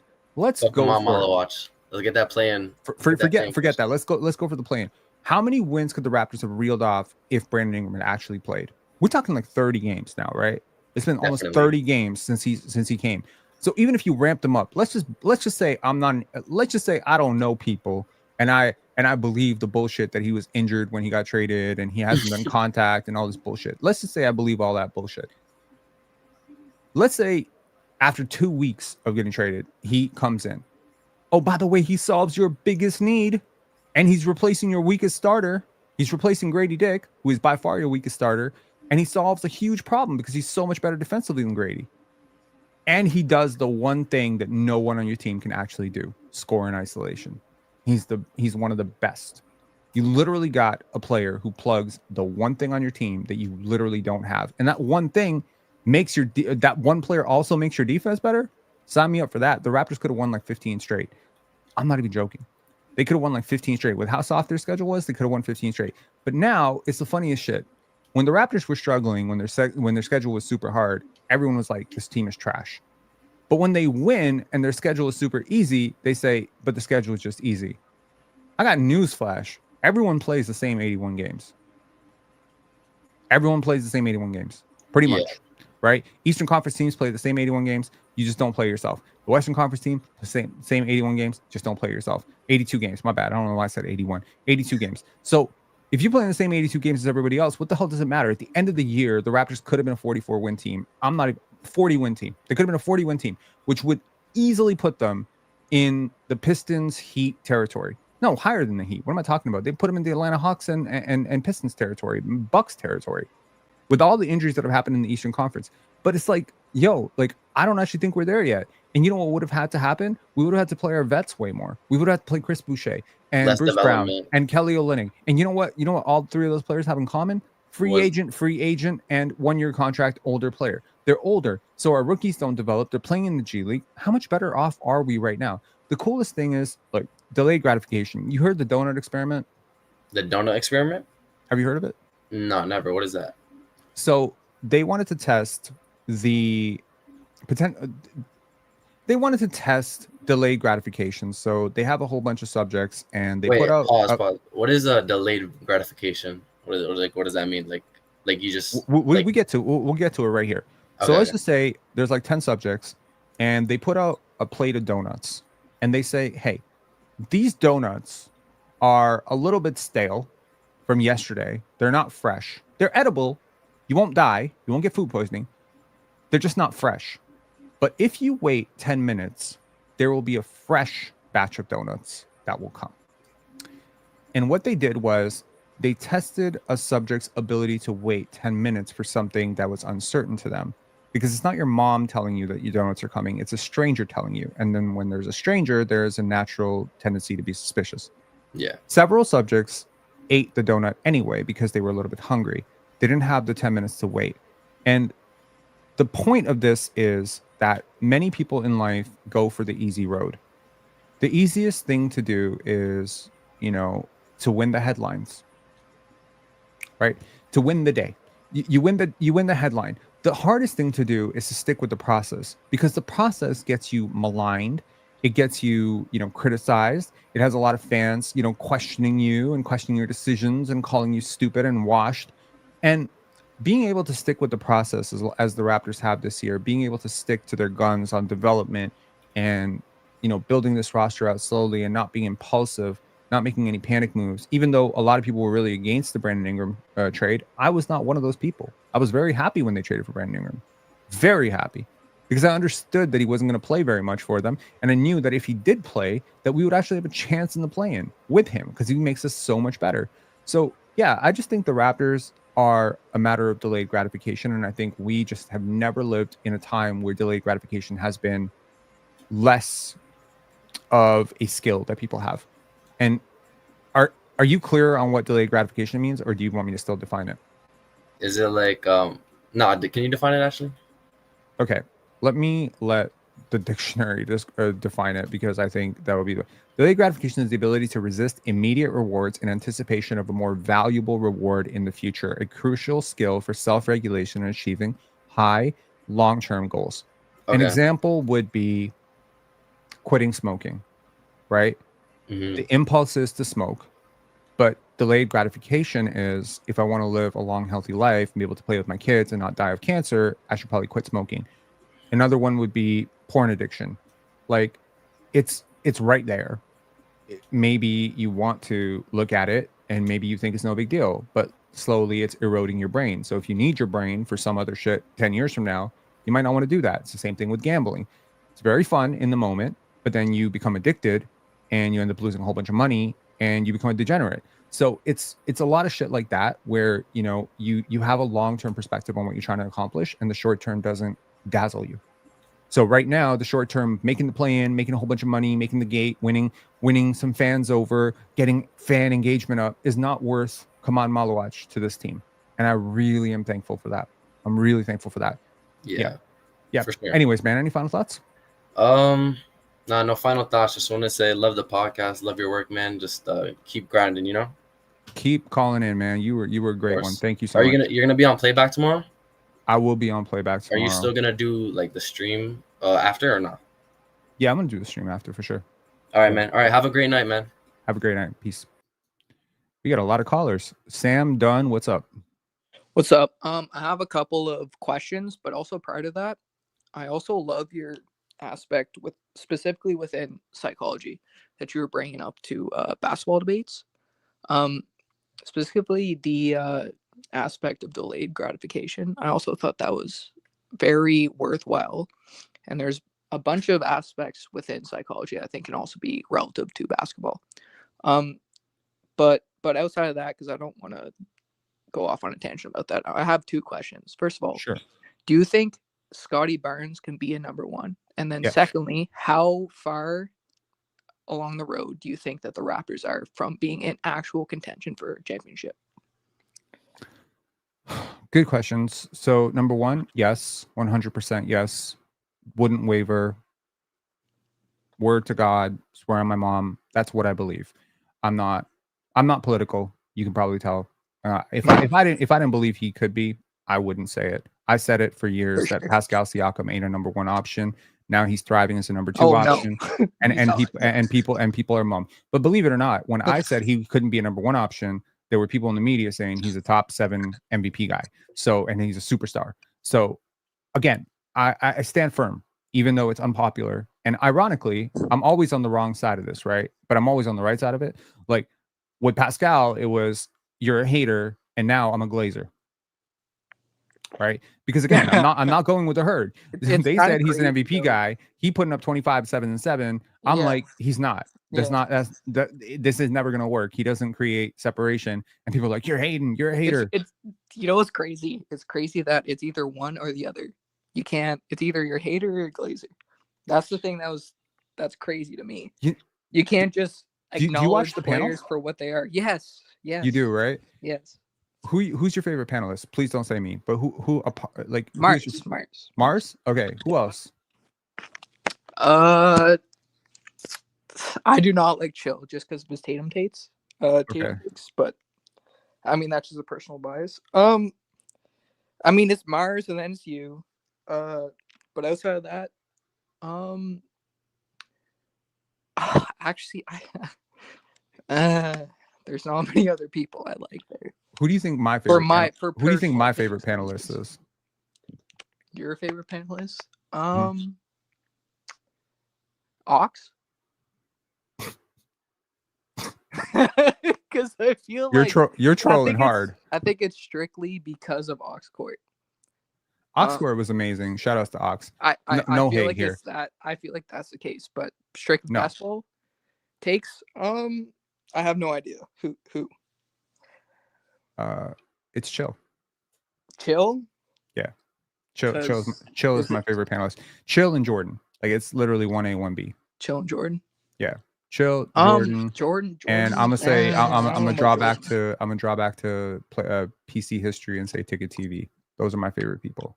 Tickets? Oh yeah. Do you see what Ticket did on the panel?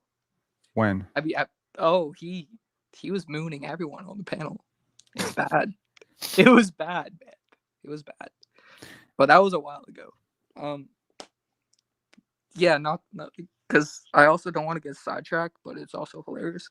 But the reason for that is actually very simple. I just appreciate people who stand on business. I just appreciate people who are straight. I've never had to second guess what Chill thinks of me, man.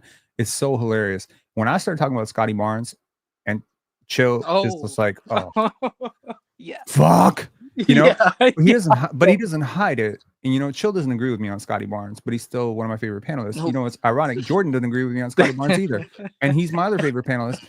So, you know, I Yeah. just appreciate people who are very direct. And I'm not a child. I don't have time for your little trolling and your side swipes and your Yeah, sneak disses definitely. and all that shit. Definitely. I would like to think that if you tell me you don't like me, that there's nothing else behind that you just don't like me. And I would like to know that if you tell me you do like me, that the minute I leave the room, you don't go and talk some shit about me. So that's like, to me, it's like the reason that you've never seen me say one disrespectful thing to Chill, and you've never seen me say one disrespectful thing to Jordan, and you're never going to see me say anything disrespectful to Ticket. It's just because I respect where they're coming from. I don't agree with 80%, 70%, 60%. Jordan says some crazy shit on the panel that I really don't agree with, right? Yes. Jamal Shad gonna be out of the league. Don't agree with that.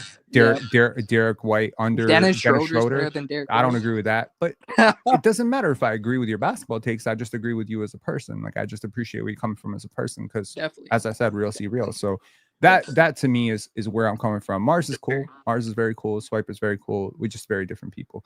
Anyways, so yeah, so to your second point, how close are the Raptors to contention? Yes. I think a lot depends on who this draft pick is, how well he does, and how quickly that can translate to actual winning impact. Most rookies don't impact winning. That's the truth. Some do. Scottie did, but Cade didn't. You know, Jalen Green still doesn't impact winning in a very significant way right now, and he's in his fourth year. It takes a while. And typically it's high lottery picks, right? Because typically you don't take 22, 23-year-olds with lottery picks. Those are the late first rounders. So occasionally when you do have like a surprise pop in terms of impact, it's going to be someone like Herb Jones. You know, someone like that, where it's like, okay, he was a 35th pick, 34th pick, and he pops for you. Or maybe this year it's going to be like a Ryan Dunn, or, you know, someone like that. Jonathan Mobile was actually impacting winning quite a bit earlier in the season before his numbers fell off a lot. So yeah, so if it's a project, you know, if it's someone very raw, like a Kaman Malawach, you know, maybe I'd say 3 years. Because I think the Raptors are going to speed him up a lot. And I think they'll probably get winning impact from him by year 2. And then maybe by year 3, we can talk about contention. If we're talking, you know, if they take someone a little bit more NBA ready, like if they luck out and they get Cooper Flagg, whose game is just way further ahead, I'll tell you 2 years. Next year, they take their bumps in the playoffs. The next year, contenders. As Cooper grows, Scottie grows, RJ grows, all these guys grow, like shit. This can be a scary team. If we get Cooper Flagg, I'm straight up, like, I would put us as the best team in the East in 3 years. He's significant. He's a very significant prospect. I tried to sleep on him early. I never deviated from the fact that he was the best player in the draft, but I have at times, you know, said he's not generational. I've seen this before, and that's partially because I feel like I just wanted to be sure. I hadn't seen him play super high level competition. I like what I saw from him in Montverde. It didn't blow me away. It didn't wow. I was like, great. He's great, but I don't know. Like, I didn't see generational. I didn't like when I see generational, I see Shaq. I see LeBron. I see Wemby. There's not a lot of 80. That's it. So to me, generational is like a word that we throw around way too much. To me, he reminded me kind of like Scottie. Like, he was like really good.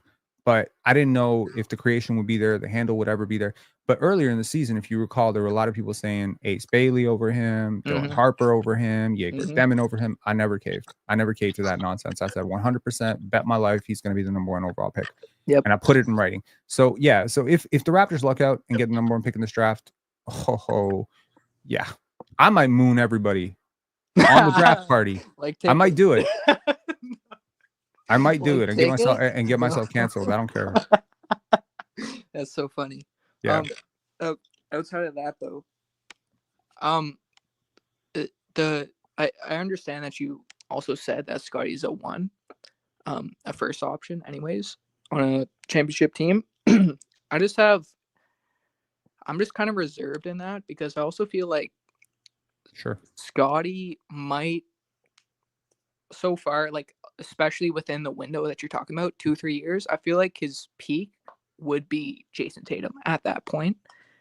And I'm not sure that Jason Tatum, without the amount of help he has around with his team, can lead as the number 1 option for a championship team. So I also agree that Scottie can be a number 1. I just need to see more from Sure. the rest of the supporting cast for that to happen within the next 2-3 years. But I also agree. I also think Scottie's a number 1. I think the next 2-3 years, I think that would be tough. It's interesting. I was listening to the Cholo Chill and someone called in and tried to make a case that Tatum was potentially better than Giannis because of what he does off the ball and spacing and screening and defensive versatility. So that's an interesting thing. I thought they brought up great points. I would still take Giannis over Tatum, but I just think Tatum is so underrated. Like I thought he basically was so overrated that he became underrated. Now, like people talk about him like, you know, he's not doing what he's doing right now. He's so much better this year. His navigation in the pick and roll has been so great. But Scottie, his playmaking. Yeah, that's exactly it. His navigating the pick and roll, working with space, finding shooters, all this stuff. This is so much greater. And he's already so positionally versatile defensively. He's like 7 different players in one player, you know? And that's so much more valuable to me than Jaylen Brown. Oh, you know, who is also a lot of different players in one player. Even a discussion is crazy to me. Right. Exactly. So if the Raptors do get, let's just say they get a star in this draft, and that's a star that becomes, let's just say they draft Scottie Barnes again. Let's say Scottie gets another Scottie, but maybe this one can shoot a little bit better, right? Let's just say you get that level of impact.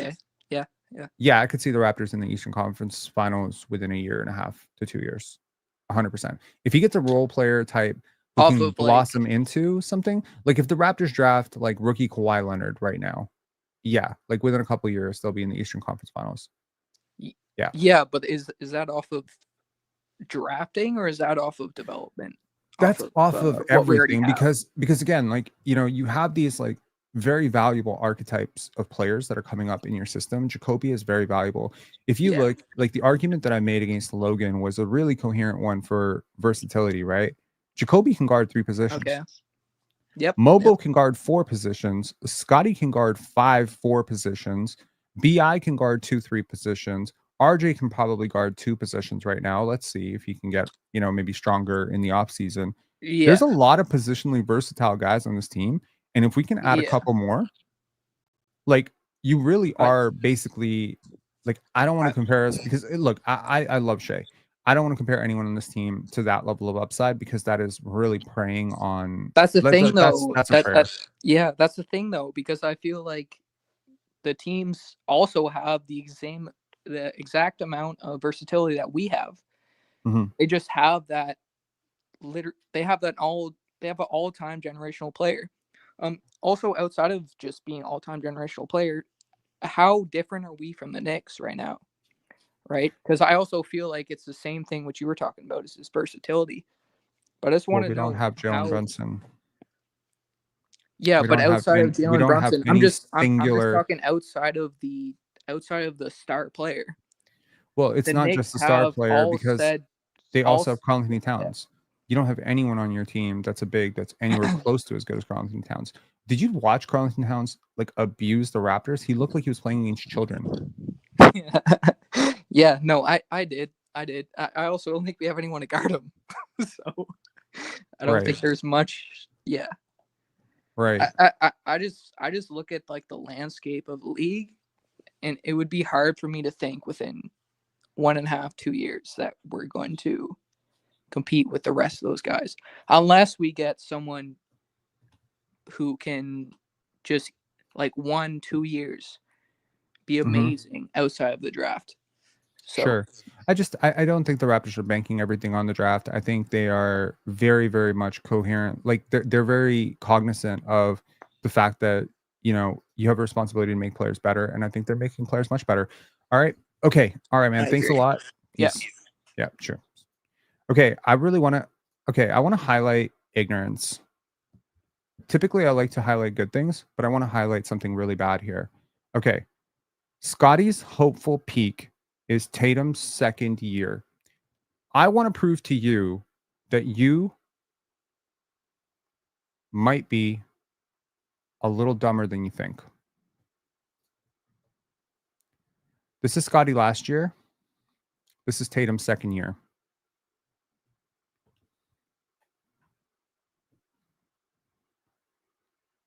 Exit stage right. Okay. Right here. This player last year, that player on the left, that's what you said his peak was. He not only doubled his peak, he was 3 times the player or 2 times the player Jason Tatum was. So Scottie year 3 is about 2 times the player that Tatum was in year 2. But you think that Scottie Barnes' peak is a player he was already better than, and by the way, is still better than right now. In fact, if I move the criteria to this year, if you think I'm being selective,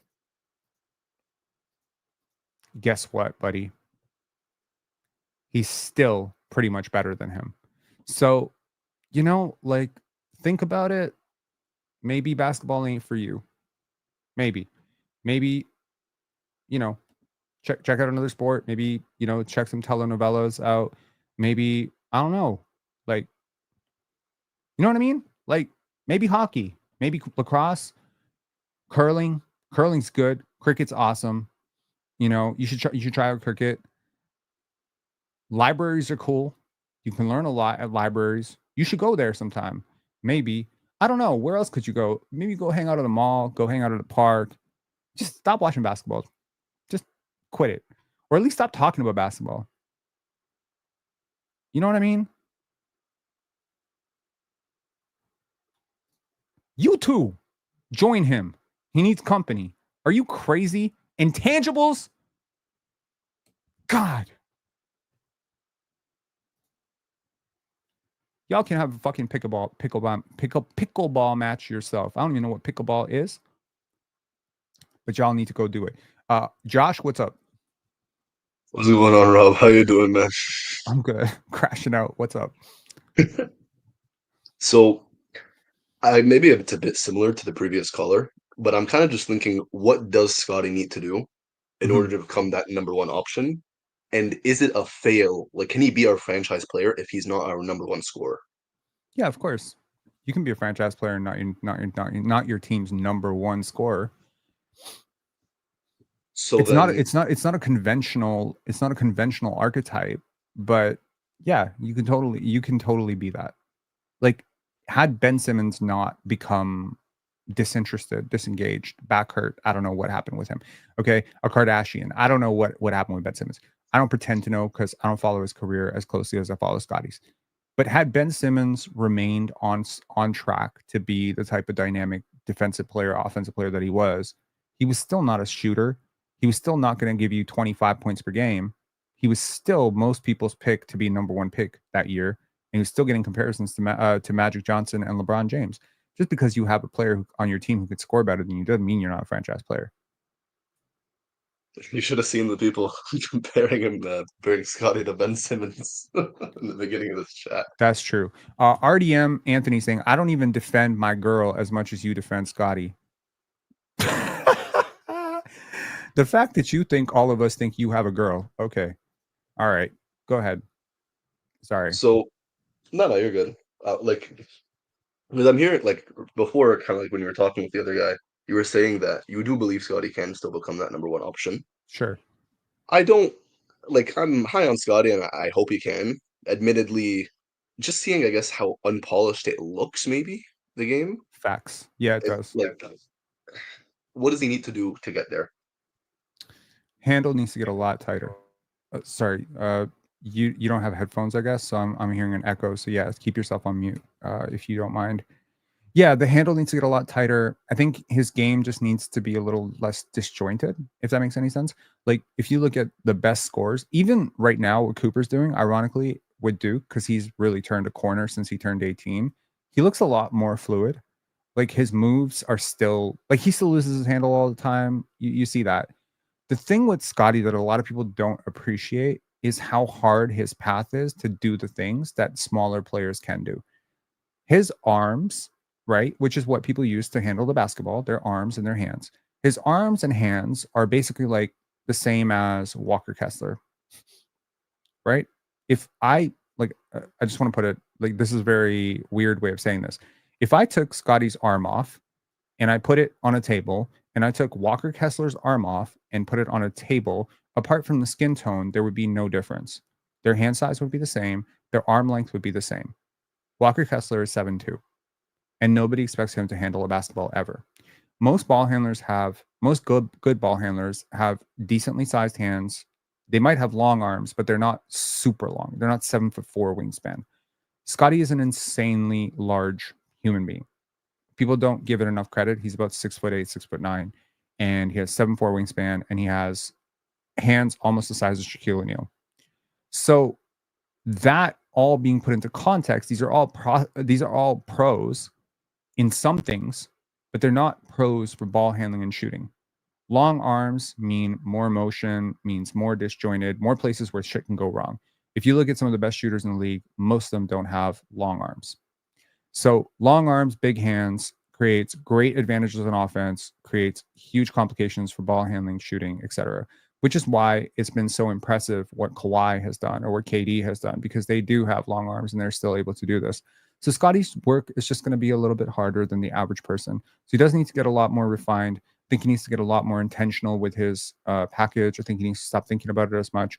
I think he needs to get, I've always believed that he needs to get a little bit lower, but I appreciate the fact that he keeps his dribble somewhat higher, but he's been getting much lower this year. I don't know if you've noticed that, but like he's able to get into the motion a little bit better. And I actually put entire clip on YouTube, which people like lost their minds because they couldn't believe that was him, of him just doing these things with the basketball in NBA games in spurts, which were so smooth. But then he has a moment like tonight where he's just dribbling the basketball and someone just pokes it away. And yeah, like those moments just feel more embarrassing for Scottie because we already have the understanding that he has those holes. So yeah. And I think with the shooting, I think he's just going to have to get a lot more comfortable pulling off the dribble because, a couple years ago, he spent an entire summer with Brian working on catch and shoot stuff. And that was to play with Pascal and play with Dennis and potentially play with Fred or whatever. But, once Fred left, they knew his shot volume was going to go up. And they were just like, listen, we need you to get really comfortable catching the ball and shooting. And so he got really comfortable catching the ball and shooting. And he had a 39%, stretch for 3 months. So it did work. But then the role completely changed. And now the shot diets changed and the shot profiles changed and the shot distances changed and where he's taking them from has changed. And, that's going to impact your percentages. So now just get more comfortable with those prime shots. And I would really like him to go more into the mid-range stuff that we saw earlier in the year. Like he was flashing some incredible stuff. To the people who say he hasn't made some great improvements, my God, he's made some incredible improvements. Not only as a playmaker, because at one point he was tied with Luka Doncic. Like I think 40 games into the season, he had as many potential assists per game as Luka Doncic, which is nuts, given how much Luka handles the basketball and how great a passer Luka is, right? He had 13 potential assists per game, which is just insane when you think about the fact that this guy is averaging like 6.5 assists per game at the time and he had 13 potential assists. That means half his potential assists are being missed, which was like the highest mark of any player in that group. And then I also about 45 games into the season looked at his mid-range efficiency and volume, and it was just progressively going up. So I just want to see him get more into that one bump turn and maybe not fade away as much. And the other progression that I've seen in his game that I would like him to take up even one more notch is the free throw shooting, baiting for fouls, getting to the line. He's gotten much better at it this year. A lot of people don't notice it, but the numbers have gone up steadily. So I would like him to see him get much better at that. So I definitely the number one thing I think I agree with is definitely the mid-range. We just see prolific mid-range scorers always succeed. I don't think we've seen one horrifically fail ever. It's always something that's nice to have in the bag. something that's confused me a lot with his scoring is particularly how much he struggled against size. Like, especially with now how we're seeing the NBA go back to like the double bigs. Okay, yeah. I don't know what like I'm not too good with like the technical side of ball, I guess, per se. So I don't really know what he has to do to fix that. But considering that's where the trend is kind of moving, I'm just a bit worried about that as well. Well, I think most teams try to get size out of the way, right? By stretching the floor a little bit. The Raptors don't have a competent stretch big who warrants that type of attention. They don't have a Miles Turner. They don't have a Cat. They don't have even Nikola Jokic, Nikola Vucevic. Like, if you look around the league, there's a lot of bigs who are guarded at the three-point line. And what you consistently see is pockets of space that open up in the paint. These guys like Shai Gilgeous-Alexander are anomalies because Shai can actually attack in the paint, still find a way to score, but most people can't. Most people are looking to clear the paint before they bring their attack. And so Scottie just does not have the roster around him that is going to clear that area for him. It's worth noting, though, that Scottie is incredible off the ball. We've seen it a lot. He managed to win Rookie of the Year because of all the work that he can do off the ball. And that shit is still there. You know, one of the things that Brian and I, you know, his trainer and I, when we talked on air, we said is Scottie gets easy ones. He's like Anthony Davis that way. Like, he gets a lot of easy shots and he's very good at it. So now working with Brandon Ingram, I think he'll get a lot more easy shots as well. He can cut behind the defense. Defense can't zone up on him as much. Something LeBron was talking about on a podcast recently was the best two defenders guard me and Luka, which means the third best defender guards Austin Reeves, right? Well, now next year, the best two defenders are going to guard Scottie and Brandon Ingram. Who's guarding RJ? The third best defender. You're dead. Who's guarding Jacoby? Who's guarding, you know, like on most nights, you don't even have a good defender on those guys. They're going to have the easiest time of their life. So again, like Brandon Ingram being on the court opens up so much space for you. Could you get away with playing Scottie and BI at the 5-4? Can you imagine that lineup? Just think about what I'm describing here. Scottie at the 5, BI at the 4, Grady at the 3, RJ at the 2, IQ at the 1. Yo, that lineup can get away with shit. It's not going to be a great rebounding lineup, but I think Scottie can do some heavy lifting there. It'll be an okay defensive lineup, probably not great. But maybe you could add Jacoby in there in place of Grady or something like that to make your defense a little bit better. Maybe you could add Ochai in there to make your rim defense a little bit better. Maybe play Ochai at the 4 defensively. You could be like 5 out with that lineup, and now Scottie's your worst shooter on the court. Now you can do some crazy stuff for next year. BI adds a wrinkle to this team that simply just did not exist before him. And if he stays healthy next year, I think you're going to see Scottie just advance so much. Yeah. So it's actually funny. The lineup you just mentioned kind of reminds me of what the Warriors do sometimes a bit with Draymond at the 5, small ball. Sure. Just Scottie's much bigger than Draymond, and he's a vertical spacer, and he's a much better scorer than Draymond. So yeah, all the stuff that the Warriors do with Draymond that makes him a cheat code, you could do with Scottie on steroids. Like, I'm not saying Scottie is necessarily as good a defender as Draymond, but he's pretty close right now. He's really good as a defender. His IQ is not nearly on the level of Draymond, but I think his athleticism and size mean that he can do a lot of Draymond stuff. And again, we haven't seen Scottie in a winning context since since the OG trade. That's when the Raptors were last in a winning context, which is to say winning was on the table as a possibility. And at that point, he was like a 6.5, 6.2 box plus minus guy. So if he gets back to that, like if you put winning back on the table for Scottie, the incentive to defend hard, play hard goes up so much more for him. He's just not an empty calories type of player. So I just feel like we're using a sample of games that just simply don't matter very much to him as an example of who he is. And I just would rather use the games that did matter to him. Yeah. That's fair. And to be honest, like obviously I like the BI addition, but part of it worries me because Why? if it goes the wrong way, like currently what I feel the reason that Define Scottie going is the wrong way. I'm more worried about how it's going to impact Scottie's development. I'm a bit on the unpopular side. I don't think we're going to be competing for a championship with Brandon Ingram on the team, or at least in his prime. I think it'll be after that where we're getting more serious about it. Okay. I feel that because of how Nick Nurse had Scottie play that role of pretty much purely being off the ball for those years, that really impacted now why he's maybe not as assertive as he could be or should be. Mhm. And if BI and Temple can come in and go say, you're the guy, we live and die by you, and they act upon it, sure, I love it. But if they don't, and Scottie now relents to BI a bit more, I'm not too sure how things will go in that regard. I think because the relationship and the organizational fixture and focus and the relationship between him and Darko is so strong, I don't think that will ever happen. Like, Scottie's, like, to show you,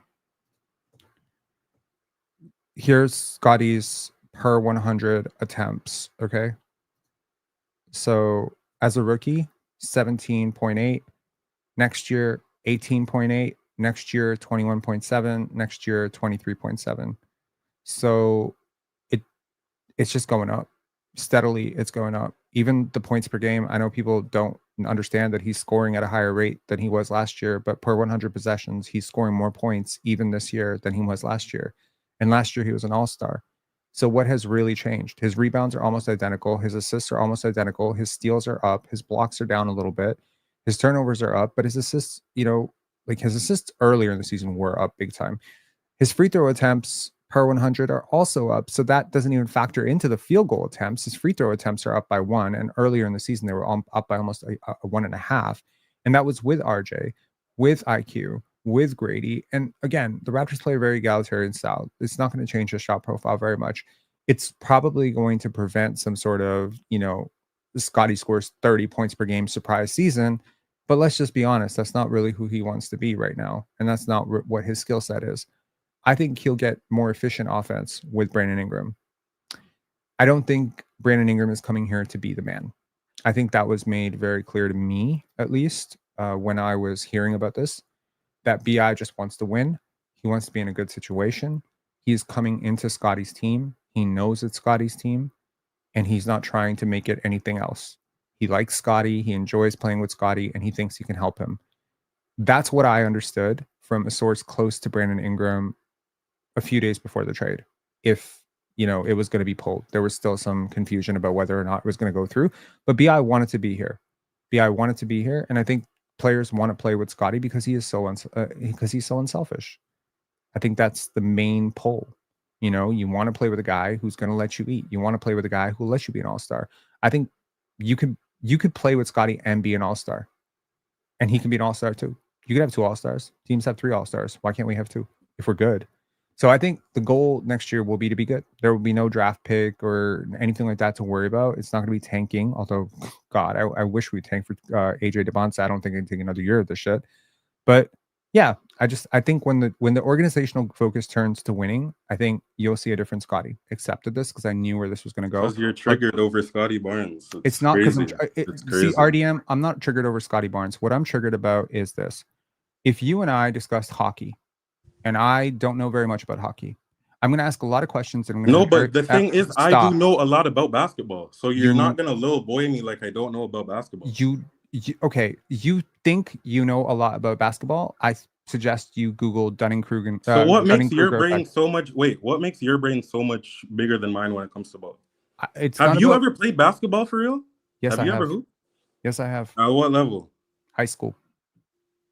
Yeah, just high school. You've never played on no circuit. Like, you don't know, like, don't act like you're some big basketball, this, that. You're not that's not you. Me and you are the same thing. You just have a different opinion. I don't appreciate this. Oh, yeah, you're dumb, you're this, you're that. You don't know, bro. You don't have to. You don't know. See, here's the thing. You have a commitment to your perspective. I don't have that. When I talk to someone who is a scout, or a trainer who trains professional basketball players, I am all ears. I don't talk very much. I ask questions and I listen. If I had a chance to talk to Masai Ujiri, I would. Are you calling yourself Masai Ujiri? See, to me? Compared to me? No. I'm not doing that. I'm saying if I had a chance to talk to Masai Ujiri, I would have a lot of questions for Masai Ujiri because I would appreciate the fact that he's done this longer than me, knows a million things that I don't know. And that would be the appropriate way. Yeah, but I don't regard you as Masai Ujiri. And I still came and asked you, what do you think the plan is? And you're there getting mad at me. Oh, you're dumb. Like, yo, just tell me what the plan is. If you genuinely think the plan is BI. RDM, I If don't you know think the if you're plan is hard of Scottie, hearing. I don't know DIL, if you're hard of hearing, but I've actually told the plan throughout an entire hour of the live. The fact that you believe that you're so special that I have to repeat my fucking points at 1:43 in the morning because it's something I've already said. Are you expecting me to change my answer, or are you expecting me to say something that's different? I'm not going to get there. There are 3 people waiting in line that I'm assuming have a point, and I want to respect their time too. I have often said to people, please call in again. I don't think you and I are meant to have conversations with each other, and that's perfectly fine. We'll both, you know what? Do me a because your favor. pussy hurts. See, I just don't like passive aggressive people. So here's the thing.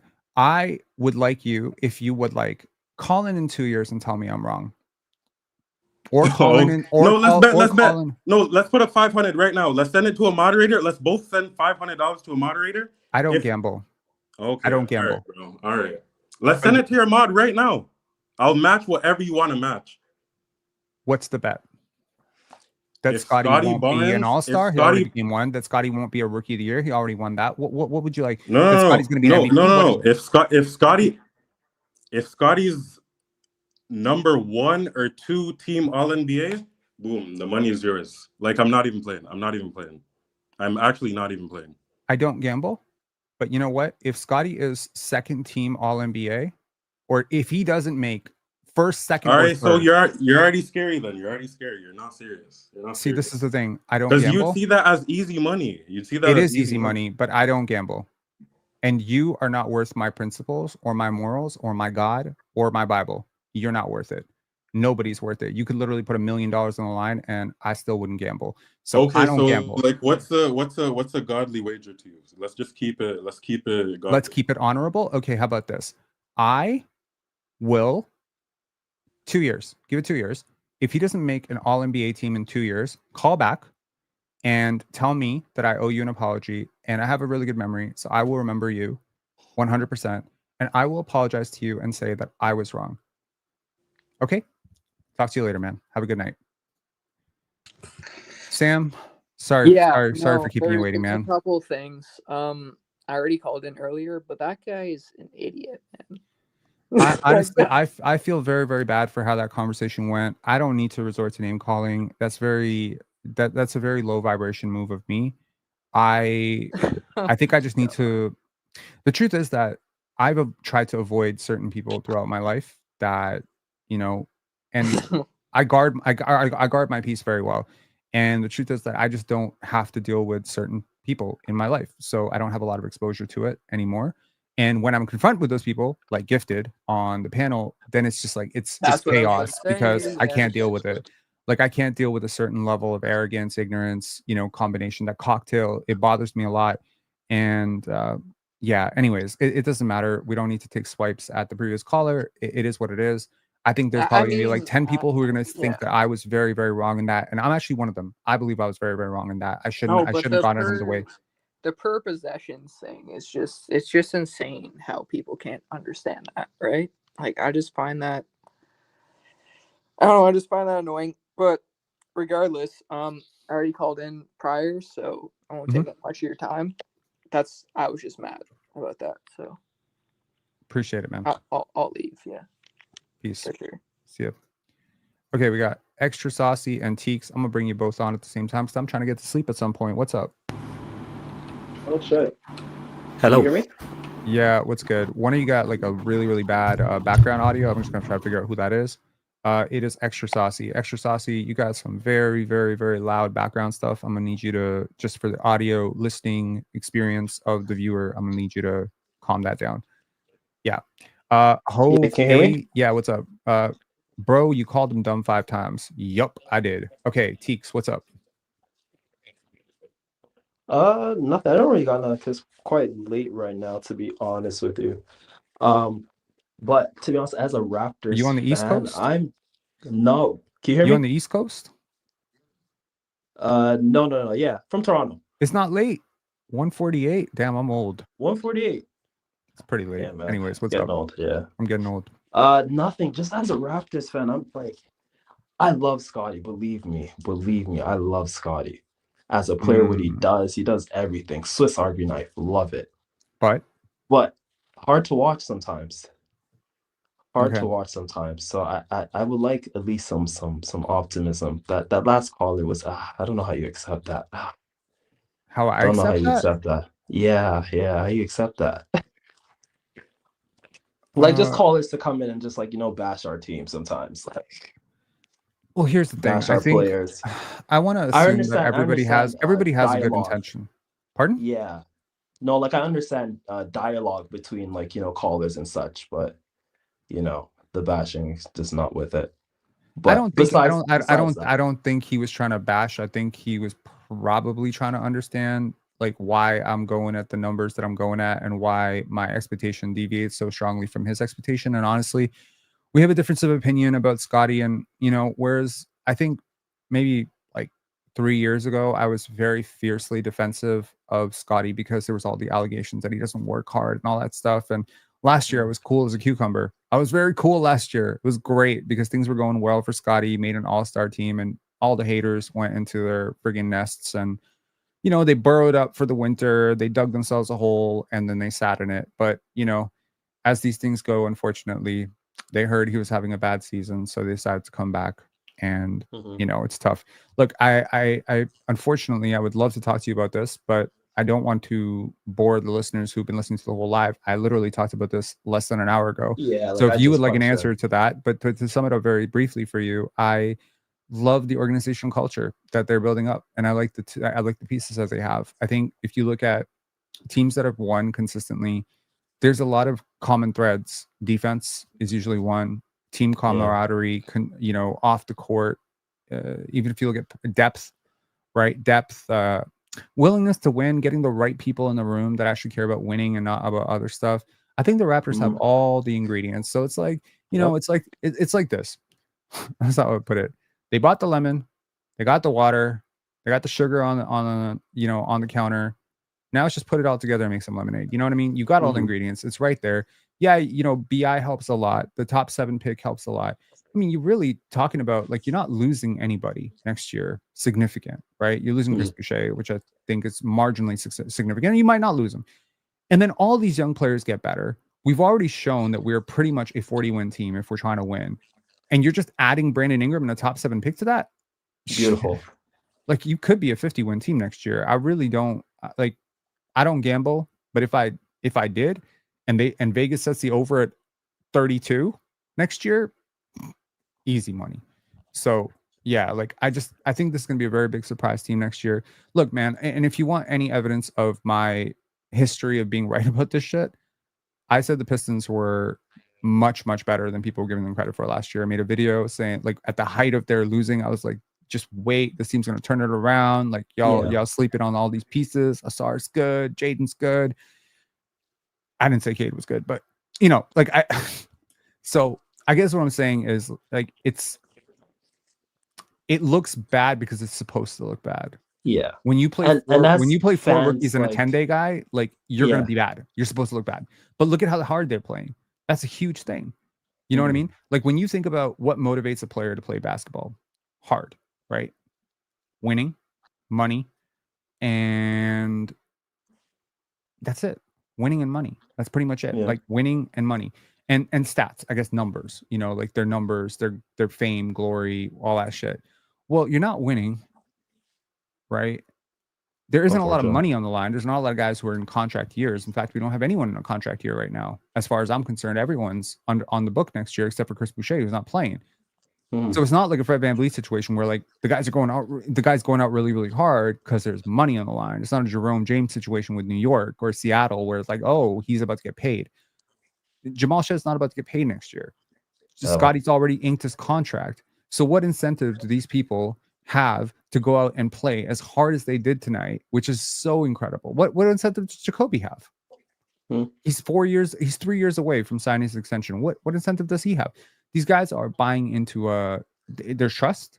They love their coach. They love their coaching staff, and they love each other. And I think that's a very, very important thing for building a winner next year. And you know what? It's the ancillary stuff. It's the intangible stuff that people don't notice about basketball.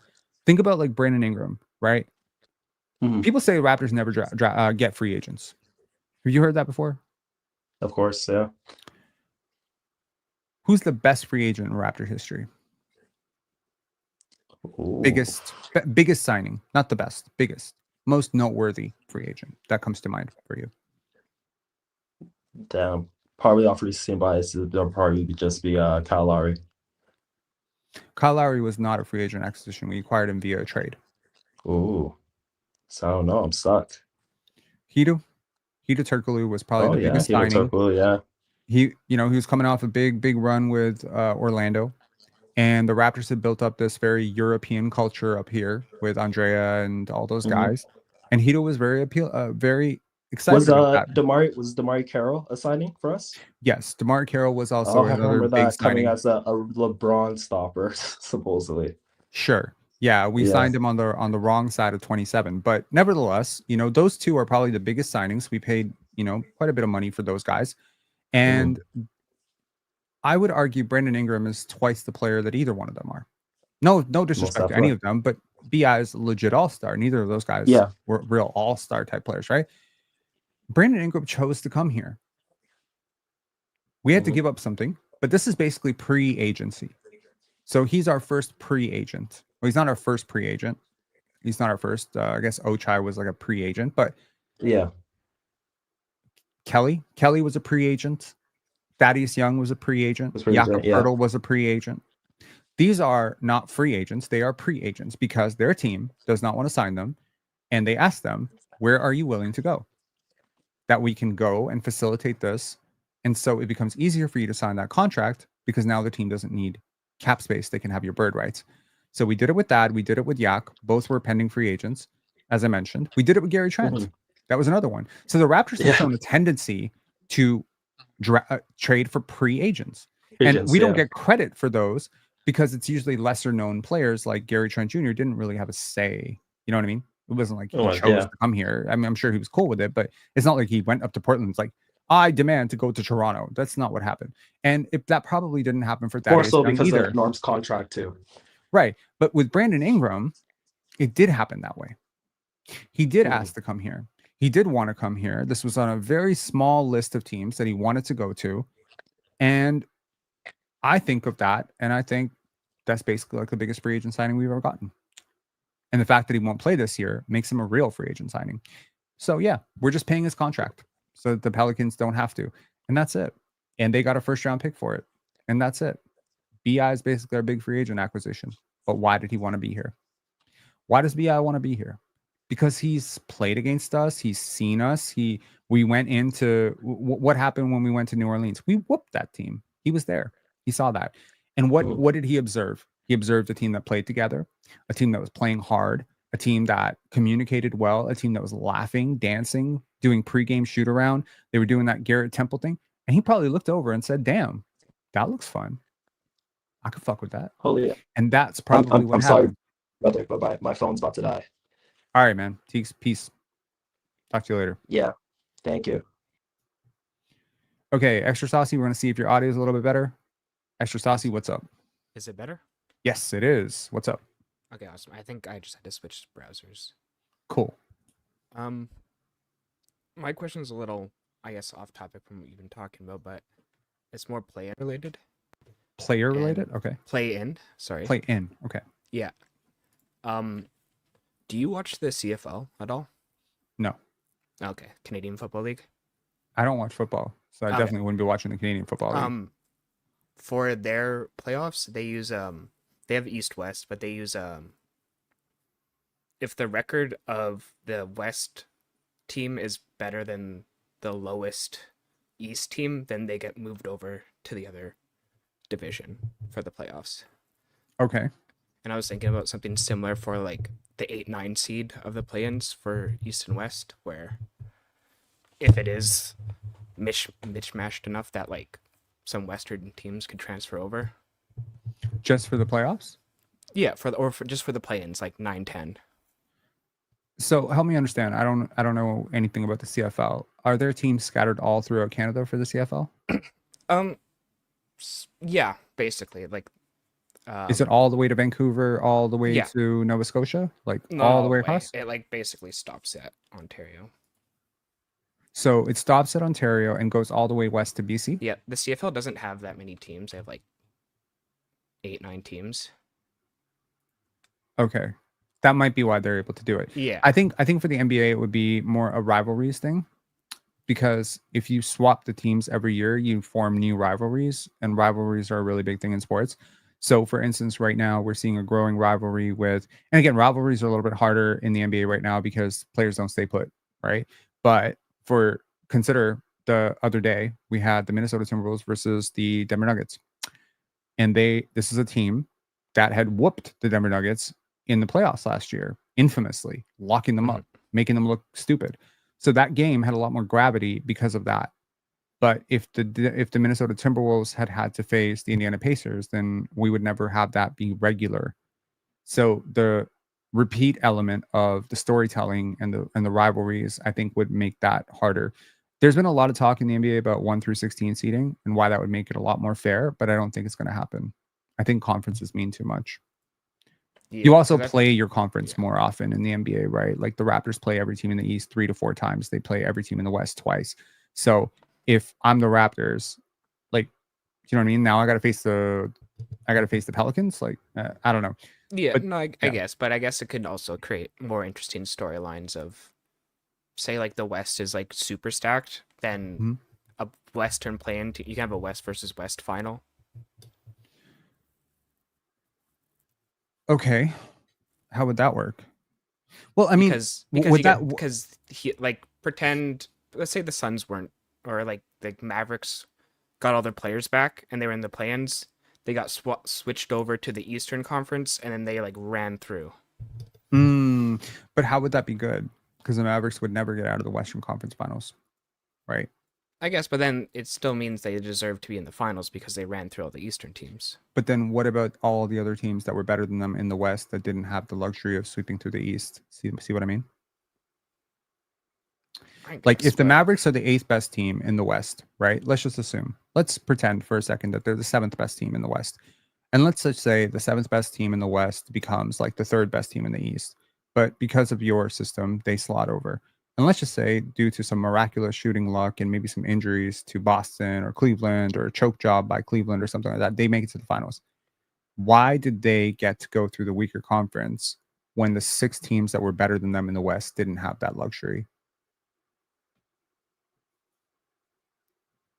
Does that make sense? Yeah, no, I get what you mean. Yeah. So I think that would be it- one question.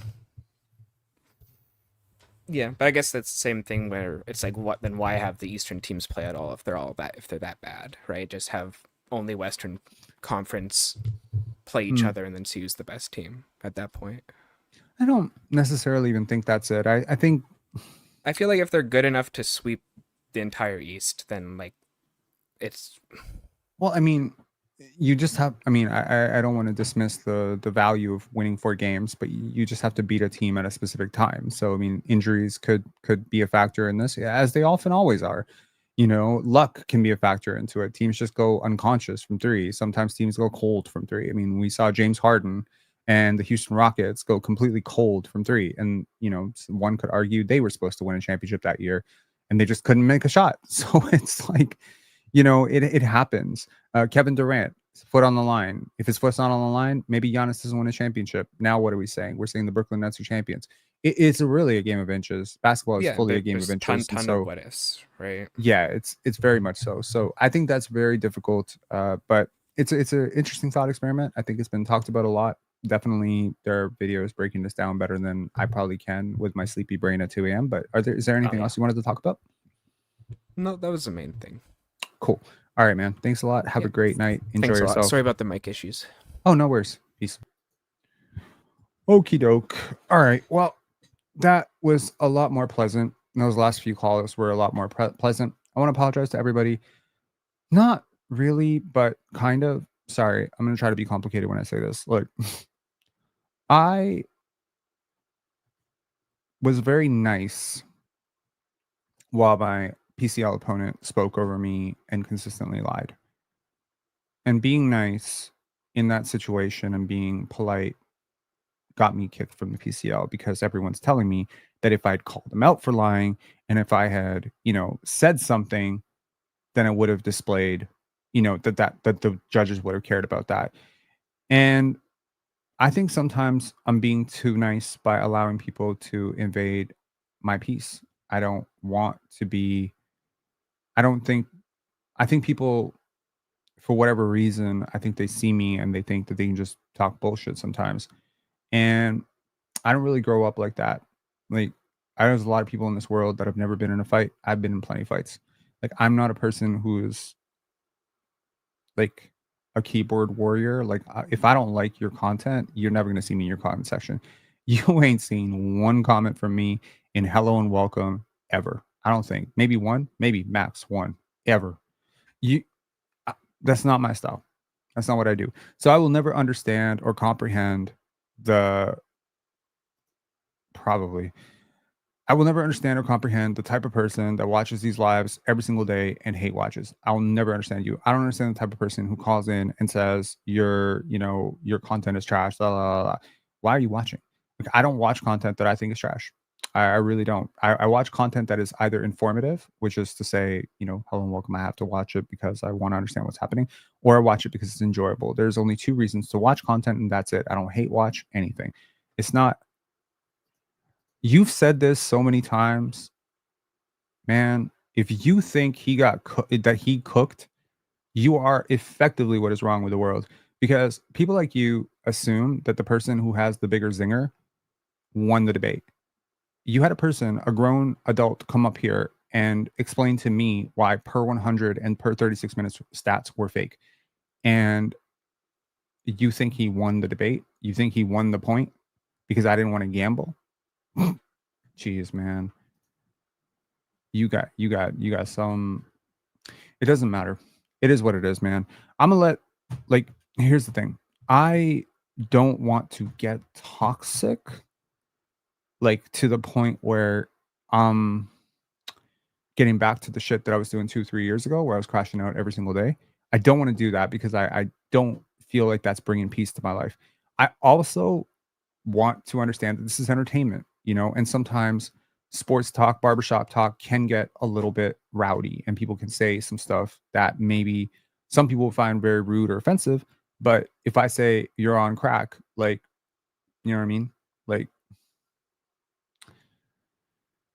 I don't know, man. I'm going through one in my head. What's going on?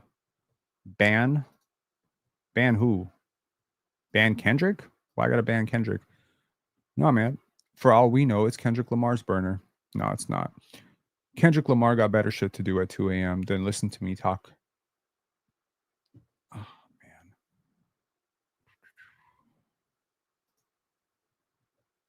Yo, go ahead. Call in.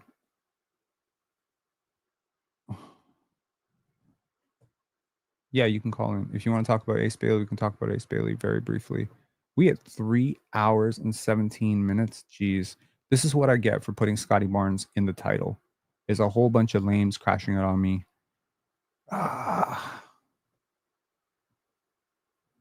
Okay. If you're not going to call... okay. Gotcha. Josh, what's up? What's going on, man? Yeah, I feel like Ace would be almost the dream prospect. Like, obviously Cooper is flag is flag. That's one thing, but I would rather have him than Dylan Harper, for example. What are you seeing that I'm not seeing? I don't know if I'm seeing anything that you're not seeing. I think it's just more of the fact that I really, really value his 3-level scoring potential, especially next to Scottie Barnes. It's kind of one of those things where if you put how, I guess, obviously to a less extent because Jokic is Jokic, but having someone like Michael Porter Jr., someone who just wants to just shoot and they can score where they want to score. No faces the Giannis, but having someone next to if I told you so I just want to ask you a question. I'm not trying to put you on the spot, but if I said to you that Ace Bailey is the next Giannis, throw the over under on my IQ. I wouldn't put it very high. 60? 65? Can I open drawers? Can I open doors?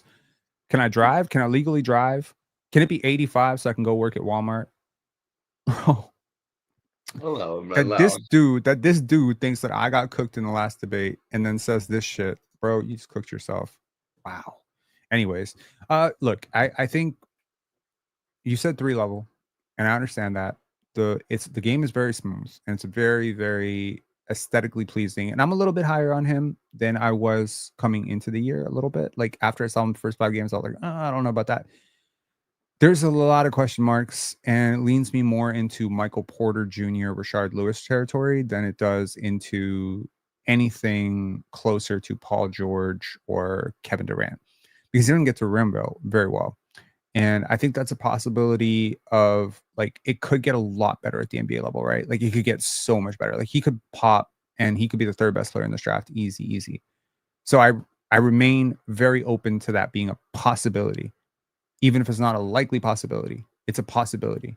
There's like 6 players in this draft that have like massive star potential, or I won't call it star potential, all-star level potential. And he's one of them for sure. But over Dylan Harper, help me understand that. So what I'll say is a lot of this comes, like, I'm a big fan of really, really big lineups. And so obviously Dylan Harper's, bigger than Quickly. And I guess maybe you can tell me, because some people have given me mixed opinions on this. I think that we could figure out having Ace Bailey, Scottie Barnes, and BI in the starting 5 would be huge if we could figure that out. And I don't think it's insane. I think Scottie gets put to the 4, which maybe is not too ideal. I'd like to see him at the 3. But like, he's shown he can figure it out. And having 3 guys that are 6'9" to 6'10", 2 through 4 is just massive. That's a fair point. But to have a complete redundancy of skill sets could also be a negative. I think that he compares pretty well to Brandon Ingram, except I think Brandon Ingram coming out of college was much, much better. And I do think that Brandon Ingram today is much, much, much better. So he could just be poor man's Brandon Ingram, when in fact what you really need is defense and playmaking and penetration. You know what? Like, nobody really other than RJ does consistently well on this team is attack the paint. Ace ain't going to help that too much. He might. His handle can get a lot better. Maybe he can get a little bit more burstier with the wider angles. Big playmakers are known to maybe take a jump at the NBA level. Scottie was certainly a better NBA player than he was as a college player. So maybe Ace Bailey would be a similar thing. Brandon Miller is a similar situation as well. When I'm watching him, I probably have as many questions about him as I did about Brandon Miller. But I think I'm a little bit higher on his upside than I was with BM. So yeah, I don't know. I have him rated as the 4th player in this class. I can't see a world in which I would take him over Dylan Harper or Cooper Flagg. I can see a world in which I would take him over Kaman and VJ, but I have a feeling teams are going to lean VJ. And ironically, I think VJ is suffering from Baylor syndrome, where they just didn't put the ball in his hands a lot. And I think the system is very complicated for freshmen. And Jacoby struggled last year with the same shit. And I'm just leaning a lot on his Bahamas tape and thinking maybe he could be so much more. But I understand that at the best, VJ is still 6'4", and Ace is still 6'10", and maybe someone's going to lean Ace Bailey in that 3rd pick. Yeah. I mean, yeah, honestly, I don't know much about VJ. From what I've heard about VJ, it's just potential, but I don't really understand it much. I haven't watched him at all. He is a significantly more productive basketball player at this level than Ace Bailey, by far. He's better. I don't know much about him. Okay. Well, I mean, okay, let me try to pull this up for a sec. Let me just pull this up. So please don't tell me box plus minus is a made up stat, because I'm going to crash. But hang on one sec. So I took a screenshot of this. So here's the box plus minus of every college freshman who went 1st overall. Okay. Are you ready for this? Okay. So Yeah. Anthony Edwards, 4.9. Andrew Wiggins, 7.0. Paolo Banchero, 7.1. Cade Cunningham, 7.4. John Wall, 7.7. Blake Griffin, 8. Anthony Bennett, 8.2. Fuck. Markelle Fultz, 8.8. Derrick Rose, 9.5. Ben Simmons, 9.8. DeAndre Ayton, 9.9. Blake Griffin, 12.4. Karl Anthony Towns, 13.1. Kyrie Irving, 13.9. Anthony Davis, 16.7. Zion, 18.4. So Cooper Flag's at 14.5, which puts him right between Kyrie and Anthony Davis. And VJ Edgecombe is actually north of 10, which actually puts him right between DeAndre Ayton and Blake Griffin. Ace Bailey wouldn't be on this list. He would be buried on this list. I think he's at like barely 1 or 3 or something like that. So again, it's a small thing, but there's a lot of issues with this game, productivity wise. I just think he wasn't very efficient as a scorer. Some would say it's trash Rutgers offense around him. He didn't win very much. Once again, trash Rutgers offense. But he wasn't great. And there was long stretches of games where he's just like dancing with the basketball. He has no place to go. And he just takes weird, awkward, forced jumpers. And you're just like, what are you doing with your life? Why are you taking that shot? So I think the workout's going to be a really big deal for him. But, you know, he's a decent playmaker. I just don't think he reads the court well enough. I just think everything was packed up for him. So I wonder if the Raptors will look at him and be like, oh my God, this could be our stretch 4. And we're just going to, you know, try to turn him into Jabari Smith. Like that could be an interesting comp for him. Like if he really locks in defensively, he could maybe be like a stretch 4 like Jabari Smith, who can have a lot more on-ball wiggle and creation than Jabari ever did. Like maybe the Raptors would like him, but I don't know. I like Kaman. I probably like Kaman more than him, even if I would understand if the Raptors picked Ace. So I know, like we talked about this like a few lives ago about like if we get third, it'd kind of be a bit hard to like choose who to pick. It's a great problem to have. It's Yeah. much better than being 8th. Yeah. Weren't the Hawks like what 9th when they got Risashi? They were 9th. Yep. That's The Raptors scary. were 7th when they moved up to 4th, and the Raptors were also 5th when they moved up to 1st. So yeah, shit happens. What position are we in if we move down? Let's say we get 9. What do you mean? What position are we in? Like, are we screwed? Like, if we move down 2 spots, wow, that would be crazy. Given how low we already are, to move down 2 spots would be pretty historic. Actually, that would mean 2 teams from the bottom 6, 7 jumped into the top 5, which of course can happen easily. Like, ironically, you know what's crazy? In the absolute disaster case scenario, the Raptors can actually pick 11th. Yeah, I've been doing some tankathon sims and it's been rough. Did you ever get Raptors at 11th? Thankfully, no, I didn't know that was possible. I've been seeing a lot of 8 9s though. It's been rough. It's been rough. Okay. At that point, I don't even know if we get Queen. Like, and I like Queen. I prefer like Hanma a lot, but okay. If we get into the top 4 in 10 spins, everybody has to like this video, okay? 1, boom. First try. Okay. Now, question for you: who are you picking here with the teams above? Utah picks Cooper. Washington 100% picks Dylan Harper. Sacramento is a one team that I was like, damn, they might actually reach for Kaman here. But if they reach for Kaman, you have a very easy decision at number 4. You just go Ace Bailey. It's super simple. If they go Ace Bailey, now you have questions. I would very, very much explore the idea of VJ Edgecombe before settling on Kaman. So with VJ, I would want to be very certain that at some point I could transition him into a primary ball handler. I would want to be certain that he can at least be a combo guard. I would have to rule out that he cannot play point at the next level for me to pick somebody else, because he is so insanely productive. Like, again, I'm familiar with the system that they run at Baylor pretty well, because I learned a lot about it when I was doing my catch-up research on Jacoby, and Jacoby struggled at Baylor, you know, with playmaking, a lot of the same stuff. But VJ is like twice the player that Jacoby was at Baylor. And seeing how all of that twitchiness and athleticism can potentially translate to the NBA level, like, shit, you better be 100% sure that he ain't about to turn into fucking Dwayne Wade or some shit, you know? So I would really, really should test that hypothesis very much. But yeah, that's where I would go. Let's see if we can go to number 1. Okay, so that was my first try. Okay, my first try, we went up to 4. Let's see. Number 2. 4 again. 4 is lucky. Okay. Number 3, back to 7. Number 4, 8. Shit. We got up to 3. Fuck. I'm actually at this. We got 4 again. All right. It's happening quite a bit. We got up to number 9. I want to see if I can get us to 11. I want to see if that happens even once. We got 4 again. We just keep getting 4. That's cool. 8. We got Cooper flag. I usually giving end me it with. hope. All right. I'm legitimately trying to get us to 11 just so people can see it. Damn it. It's so hard to do. But as I say that, I touch wood as a slightly superstitious person.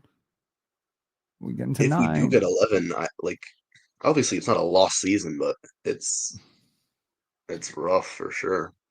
Wait, hold on. Can we get 11? Yeah, we can get 11. So in order for us to get 11, Dallas, 4 of Dallas, Sacramento, Phoenix, Miami, Chicago, and Portland need to jump into the top 4. So that would move Philadelphia to 5. No, that wouldn't. Hold on. That would move Utah to 5, Washington to 6, Charlotte to 7, New Orleans to 8, Philadelphia to 9, which means their pick goes to OKC, Brooklyn to 10, and us to 11. So it has to be 4 of these teams jump us. So what range are we most certainly likely happen. to land in? The most likely chance. Hold on. Where do they show this? There we go. So this right here. You can see it right here. Our most likely pick is 8th. I don't know if we get who we want at 8th. It's going to require some luck. So to everybody who is curious about this, and I'm not even trying to take digs at that caller, but like the fact that we think that per 100 stats are fake makes me think that a lot of people don't understand lottery odds. So I like to try to explain this as many times as humanly possible, just so people have a clearer, more informed understanding of what we're actually doing here. So again, the Raptors, if the goal is Cooper or Dylan, right? The Raptors aren't that much worse off than Utah. Like it's not so cooked. You know what I mean? Like Utah has a 14% chance at Cooper flag. Toronto has a 7.5% chance at Cooper flag, which means Utah doesn't even have double the odds at Cooper flag as Toronto. Does that surprise you intellectually? Like when I say that Utah is the worst team in the league and they don't even have twice the odds as Toronto does at getting Cooper flag? I mean, to me, honestly, just looking at the numbers, my brain is just comprehending it as I see double. Like I'm seeing 7 and 14. So it's a bit different, I guess. What do you mean you're seeing 7 and 14? Like when I'm just looking at the numbers, I get it's like 7.5 and 14, but I'm just seeing that like literally they have double the amount of lottery balls as we do. Sure. Okay. Granted, we're not Utah, thankfully. I'd rather be in our position than Utah's. Why? I mean, just with the team we have, I'm not a big fan of the team Utah has in their future. I don't think it's really going to go well. I like Taylor Hendricks, but yeah, apart from that, it's tough. I think Cody Williams is going to be better next year.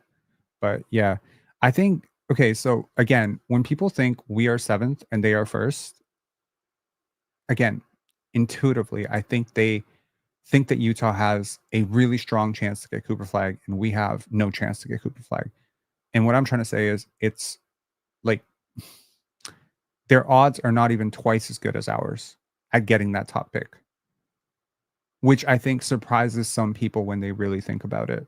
Because again, intuitively, it feels like their odds should be 3 times higher than ours or 4 times higher than ours because they're the worst team in the league and we're 7th, but it's not even twice. Right. So yeah, I don't know. Yeah. Anyways, man, long night, long live. We haven't done a live this long in a really long time. So I'm happy that we had callers today. I'm sorry it got a little bit heated with some of them. Anyways, any final thoughts before we close this up? Pack up shop. No, man, appreciate the lives, and hopefully the next one isn't as crazy as this. I'm excited for Cade. Is Cade I don't know if he's injured or anything. I don't follow Pistons, but is it going to be Caden to Scottie tomorrow? It might be. Let me see here. I'm really interested to see that. I think Scottie's going to lock him up nice. Scottie had a really good game earlier this year against Cade. Anyways, I'm not necessarily looking forward to it. I'm going to be on playback main stage, and if Scottie puts up another 6-7 points, people are going to be like, you said this guy was better than who? And it's just going to be like, I'm going to be Viva Pinata for like a good 2.5 hours. And I'm just going to have to like do some meditation, stretch, maybe drink some alcohol before that or something. Like, I'm just going to have to, I'm going to have to be baked out of my mind just to deal with the level of insults that are going to come towards me. Like, this is who you said was better than Anthony Edwards. Are you crazy? A lot of stuff, but it's all good, man. Again, long term, Raptors are in great position.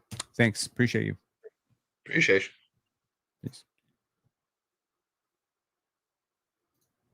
Gregory saying, I remember falling asleep to the live, waking up in the morning, and still the live was going. I think I remember that live, actually.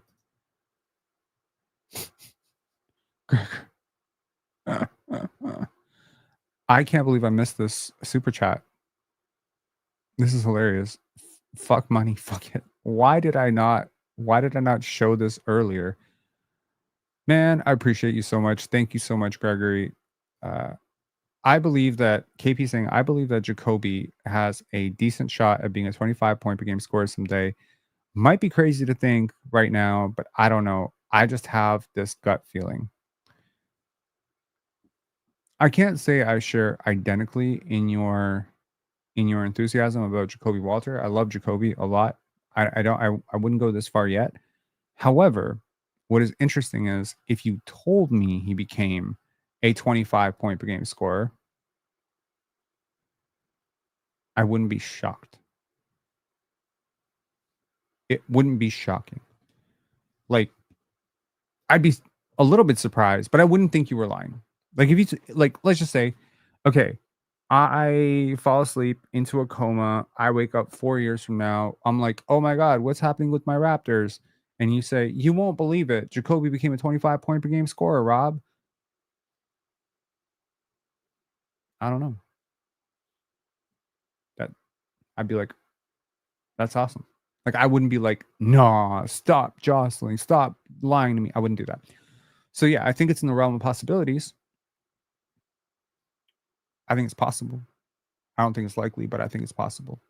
I remember comparing him to Devin Booker when he got drafted. I said, this could be like, there's like a 5% chance that this becomes something like a poor man's Devin Booker.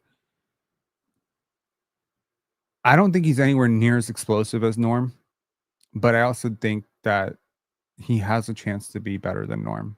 So yeah, I mean, that's saying a lot in and of itself. He could be like a Tyler Hero type. You know what I mean?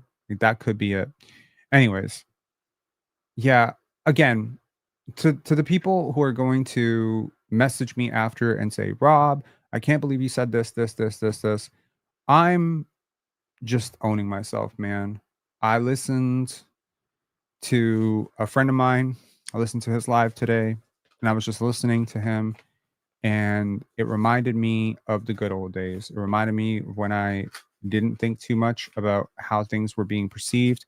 And honestly, I understand that it turns some people off, that I think someone is dumb or all that stuff or whatever. But if I genuinely think you're dumb and you're acting dumb and you're coming at me and shit, I'm probably just going to say you're dumb. I'm going to take a swing at it. If I miss, I